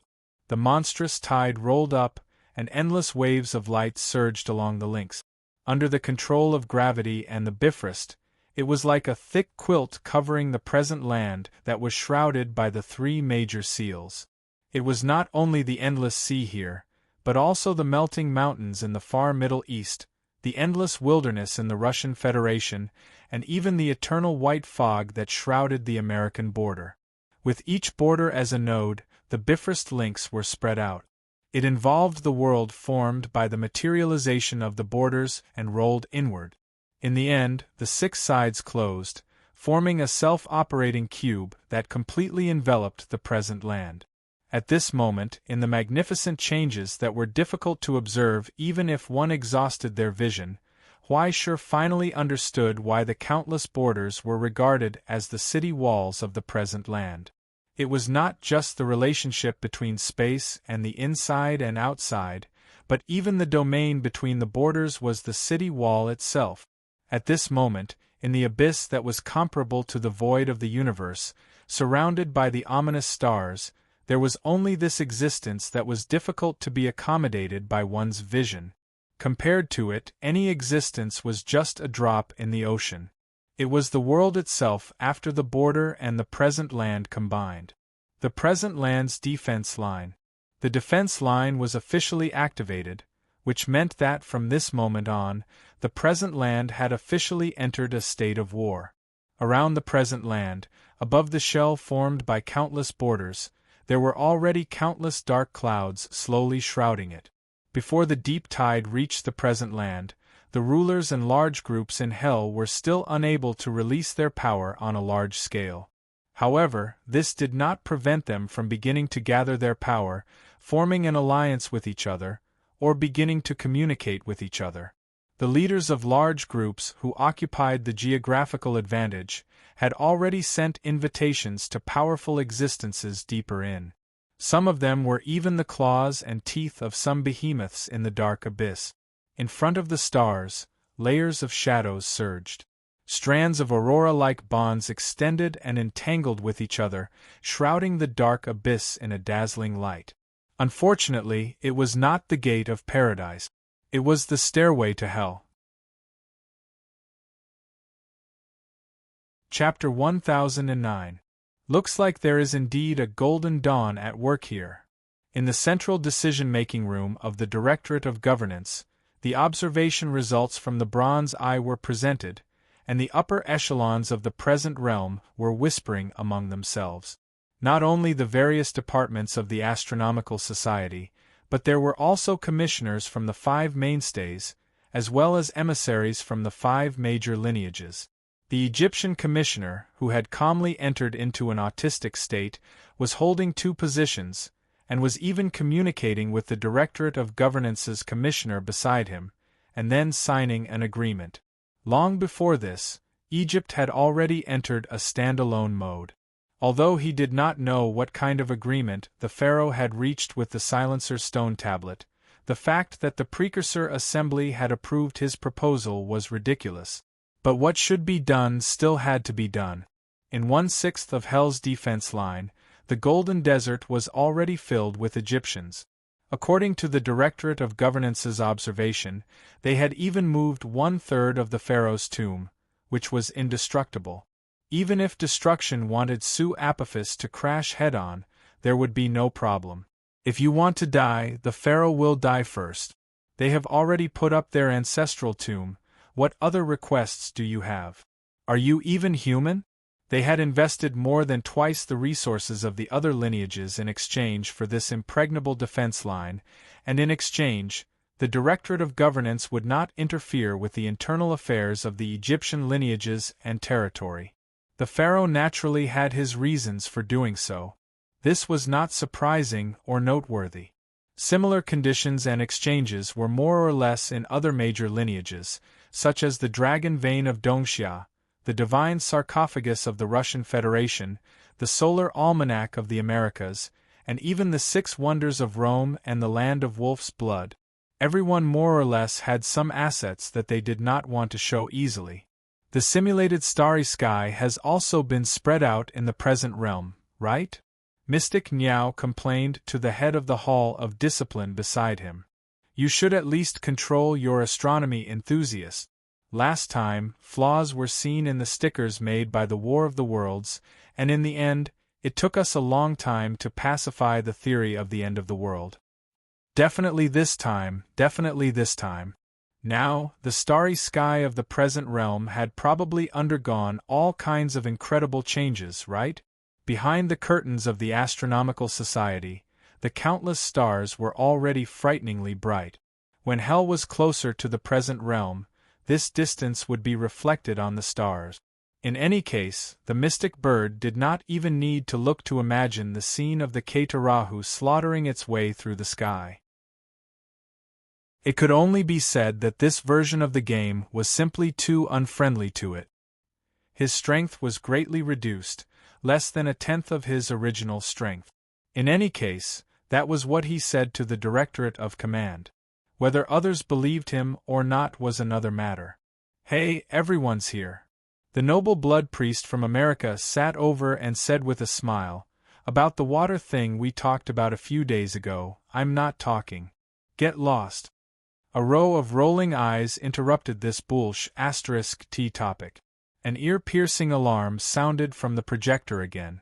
Origin substance rippled like a geyser, spreading out from the vicious stars of the infernal realm.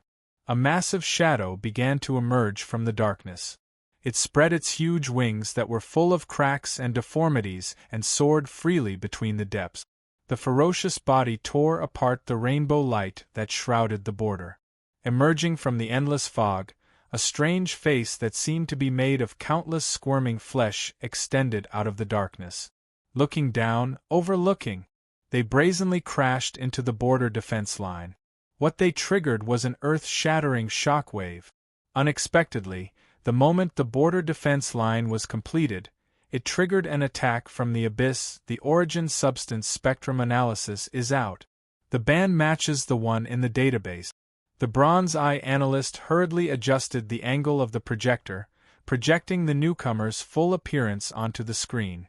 A monster that rose from the dark abyss, a creature of immortality, a poisonous species of decay, a bone-eater, and even the final title among the countless names, ruler, rotting dragon. Even across the countless barriers of the border, they seemed to be able to hear the furious roar, as well as the endless hatred and anger contained within. Even though it couldn't shake the thick city walls, it still madly crashed into the defenses in front of it. Countless pieces of flesh and blood fell from its wings, passing through the white mist and rapidly multiplying on the strange earth, forming countless mutants. In less than a quarter of an hour, it had already scattered pieces of flesh that were more than 10 times its own weight. It had planted thousands of times its own mutation and pollution. Like sowing an epidemic, it spread disaster across the misty plains. Even from a great distance, Huai Shi and the others could feel the terrifying impact and destructive power. But for some reason, when they looked at the observation image, they felt an indescribable sense of familiarity. Why did it act like the beast of immortality? It has something to do with the element of destruction? Huai Shi asked curiously. Indeed. The one who answered was Gregory. The old alchemist said, according to the inference I obtained from the Continuation Academy, the beast of immortality and the rotting dragon have an inevitable cause and effect relationship. You've had contact with the beast of immortality before, so this similarity can't be hidden from you. Could it be the beast of immortality's offspring? Huai Shi was speechless. No, the beast of immortality doesn't have the ability to reproduce. There's no need for that. The ability to reproduce is only meaningful for existences with limited life. For the beast of immortality, even the change of eras and the birth and death of the world would probably be able to survive. Moreover, it's already tired of living, so why would it have children for fun? Gregory pondered and organized his words. Strictly speaking, it's actually the beast of immortality's creation. Or, it used to be a part of the beast of immortality. It was a difficult task to define the dragon of decay. Should it be called the shed of the beast of immortality or the product of suicide? Or rather, the failed product of a successful suicide attempt? Such an ambiguous statement really made people feel conflicted. But in fact, it was just that, conflicted. The beast of immortality had been tired of living for more than a day or two, so asking the Continuation Academy for help was the last resort. Before that, it had already failed countless times in its attempts to commit suicide. There were 1 or 2 times when it was really about to succeed. But in the end, it still met with failure. It tried everything, but it couldn't kill itself. It could only bring itself closer to death without limit. After crossing that boundary with great difficulty, it was finally pulled back from the brink by the cruelty of life. What remained on the other side of the boundary was this corpse. An existence known as the rotting dragon. This piece of flesh that had been shed from the beast of immortality's body was no longer part of the beast of immortality's body. It had been entangled with a large amount of life and death, creating an appearance that was both, but at the same time completely different from the other. In short, it was canceration. It looked like it was alive, but it was constantly rotting. It should have been dead, but it didn't have the peace and serenity of the dead. And this life force, which was dead but not yet dead, continued to solidify the origin substance even to this day. Unlimited distortion, never-ending solidification. At the same time, it brought about unlimited pain. It was definitely the best specimen of the solidification and distortion that the abyss brought to life. It vividly displayed the true form of disaster. It was too much of a luxury to expect that thing to possess intelligence. It was born from death and possessed the dual attributes of life and death, as well as the dual attributes of pain. No matter if it was alive or dead, it couldn't be freed. The moment it was born, it only had one goal left: to take revenge on its creator, to return this unrelieving pain 10,000 times over. It sounds like it's quite easy to solve. Huai Shi was dazed for a long time before he asked curiously, why can't the beast of immortality take it back? In the silence, Gregory's expression became very strange. Why sure, if you accidentally vomit something, even if you force yourself to eat it back, you'll only vomit more. Alright, stop talking. I'm already about to throw up. Why sure waved his hand, unable to listen any longer. If that's the case, you and he can be considered brothers? Gregory's expression was strange. After all, you also have a trace of the beast of immortality's flesh. Now that you mention it, it's even more disgusting. Why sure was already about to vomit. Fortunately, he didn't vomit in the end. Unfortunately, a piercing alarm suddenly sounded on the radar. Among the infernal stars in the abyss, countless tiny dots of light suddenly appeared in the void. Those dots of light rapidly expanded, forming ripples that surged in all directions. Wherever they passed, whether it was dust, grass, or even airships and warships hidden in the void, as well as all kinds of strange creatures lurking around in a mess, were instantly squeezed out. The originally empty void world became lively all of a sudden. Those who wanted to fish in troubled waters, those who wanted to loot a burning house, those who wanted to make a fortune. Everyone looked at each other in astonishment. They didn't expect to have so many neighbors. It was like a wet market. It was so crowded. What the hell? Why sure was dumbfounded. Why are there so many people hiding? Who knows, hurry up and hold on tight. Raymond shouted in horror and roared, "What the hell is coming? It's coming for us." There was no time to pay attention to the border defense line and the war with the Dragon of Decay. Because in front of the infernal void in front of them, suddenly, an eye that seemed to occupy an endless abyss slowly opened. The huge eye looked indifferently at the airship that was close at hand. The next moment, a destructive light gushed out. The light without any color or temperature spilled out from the eye of the abyss into the boundless void. Whether it was from infernal realm, the present realm, or the large group of people who were jumping left and right, or even the rulers who were watching from afar, they were all stunned. In the dead silence, in the darkness of the abyss that corresponded to the universe itself, there were only countless voices of panic, confusion, and anger rising one after another. Thousands of words converged into one sentence: "Damn it, what's going on?" After that, all the sounds disappeared. Chapter 10:10. The bubbles shattered and all things wailed. It was just a fleeting glance of disdain. Wherever the eye of the abyss's fiery gaze passed, everything was like lime thrown into the sea, quickly disintegrating and turning into dust. Among them, Why Sure and the others were included. Raymond only had time to smash the glass with his fist and hit the emergency button. Then, there was a loud bang, and a large amount of sticky foam spurted out from every corner, quickly enveloping them, condensing, and turning into a soft and tough medium. The world was spinning. The airship's figure flickered on the spot for a moment, overloaded, and suddenly appeared in another area 2 depths away. But the cold gaze from the corner of the eye still swept over. The airship shook again, flickered again, leaving behind a large pile of broken parts, and escaped 2 depths again, but the light from the corner of the eye was still blazing. Finally, there was an explosion in the spot.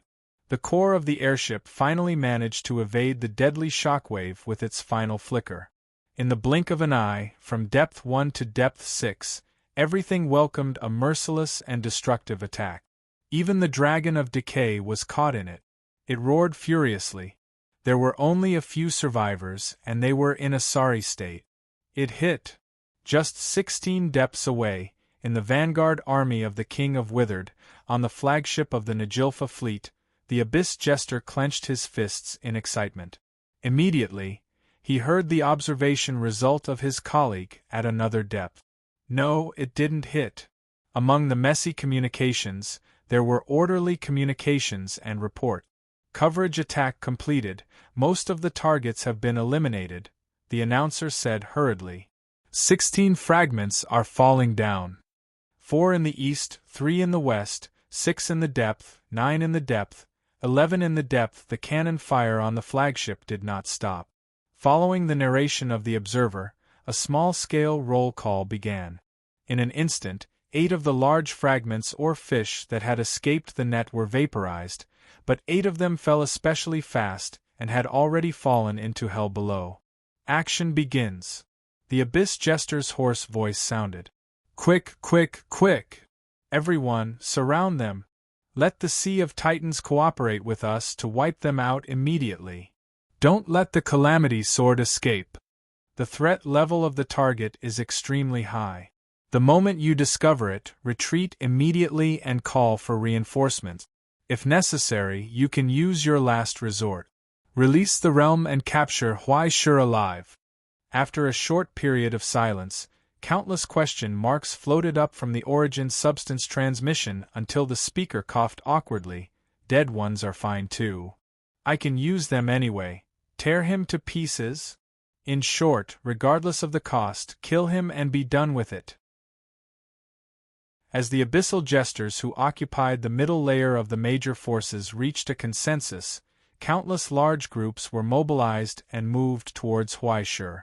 The killing intent was ferocious. Source of attack detected. Full coverage and saturation strike. It's the Najilfa fleet.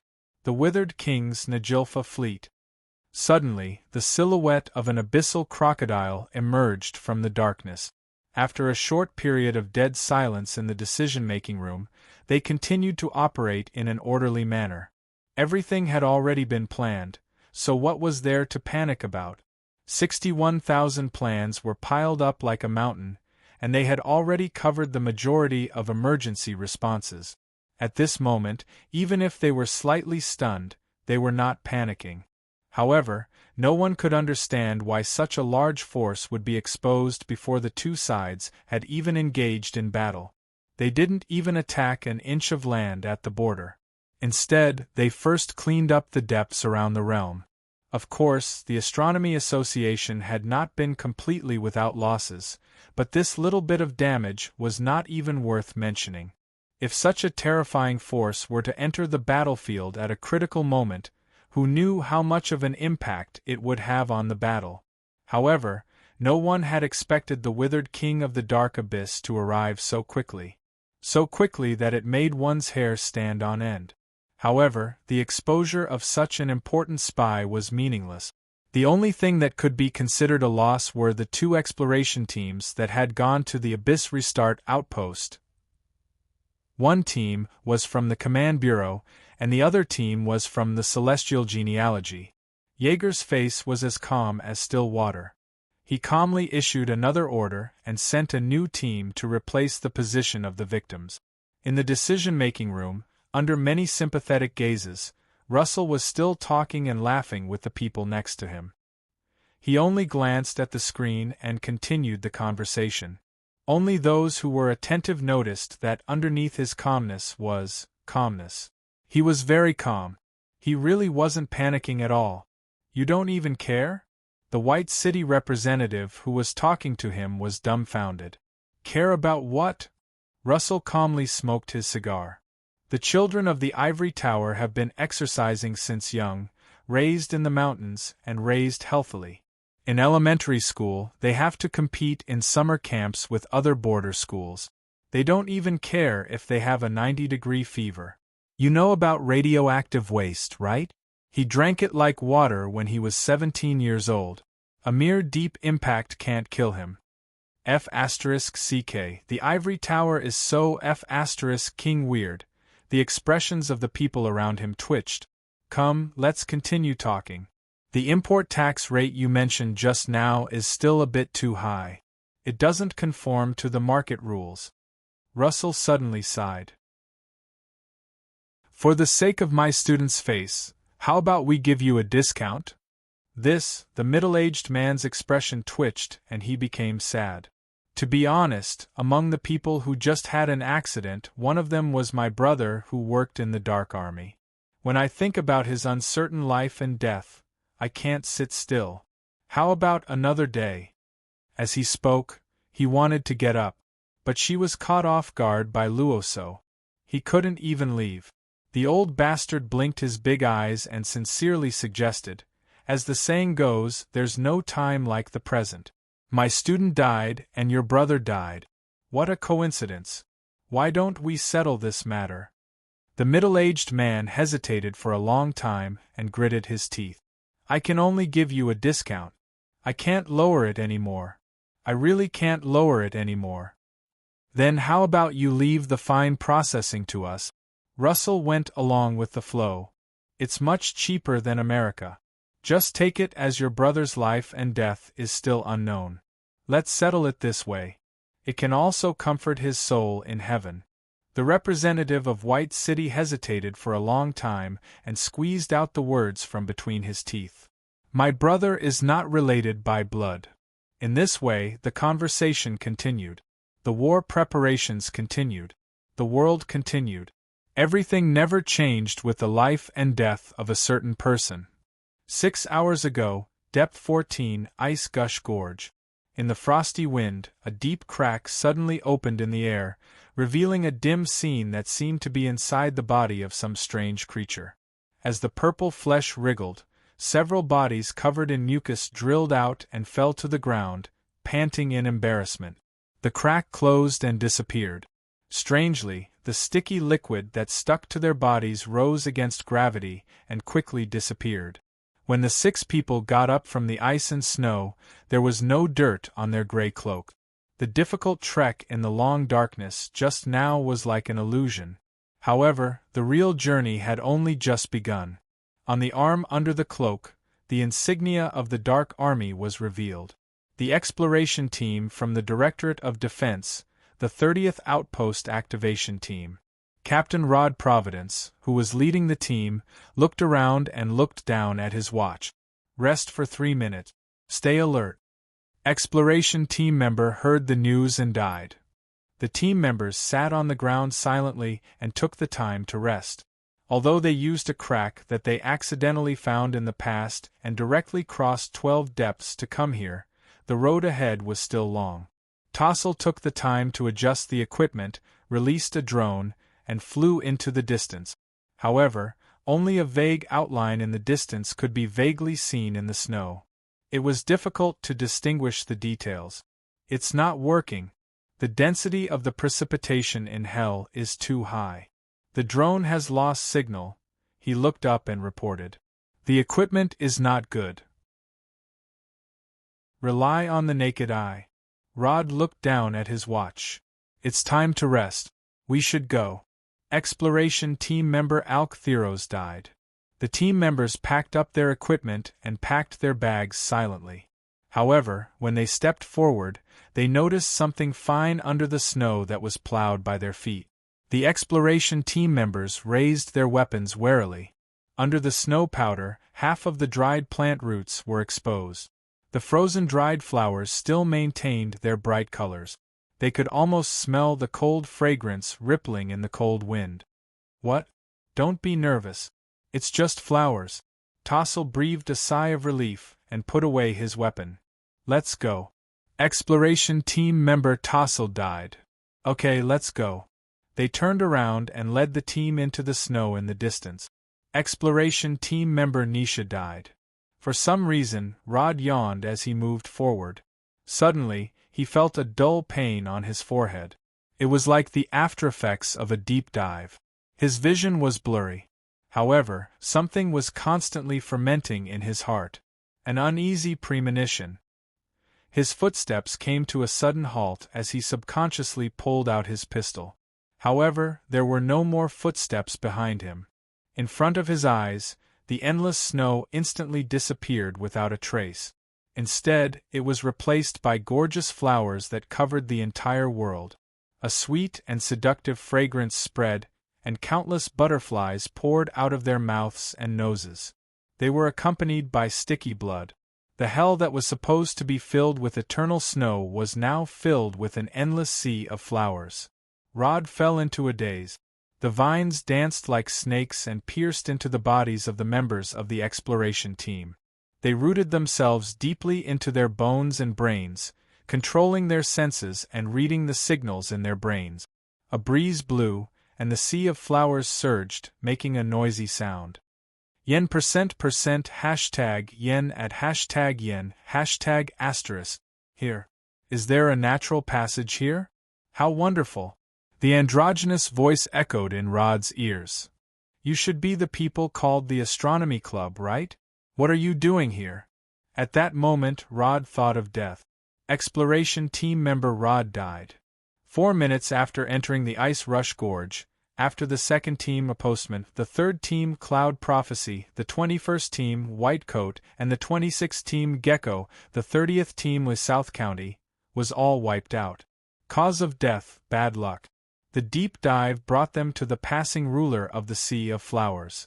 In an instant, they were swallowed by the Sea of Flowers. Fortunately, relying on the confidentiality measures of the Bureau, all the team members knew nothing about the purpose of the operation. The only one who knew the content, Captain Rod, activated the measures and self-destructed in time to keep the secret. Unfortunately, he died 2 seconds too late. You're tuning in to the Phoenix Nights YouTube channel.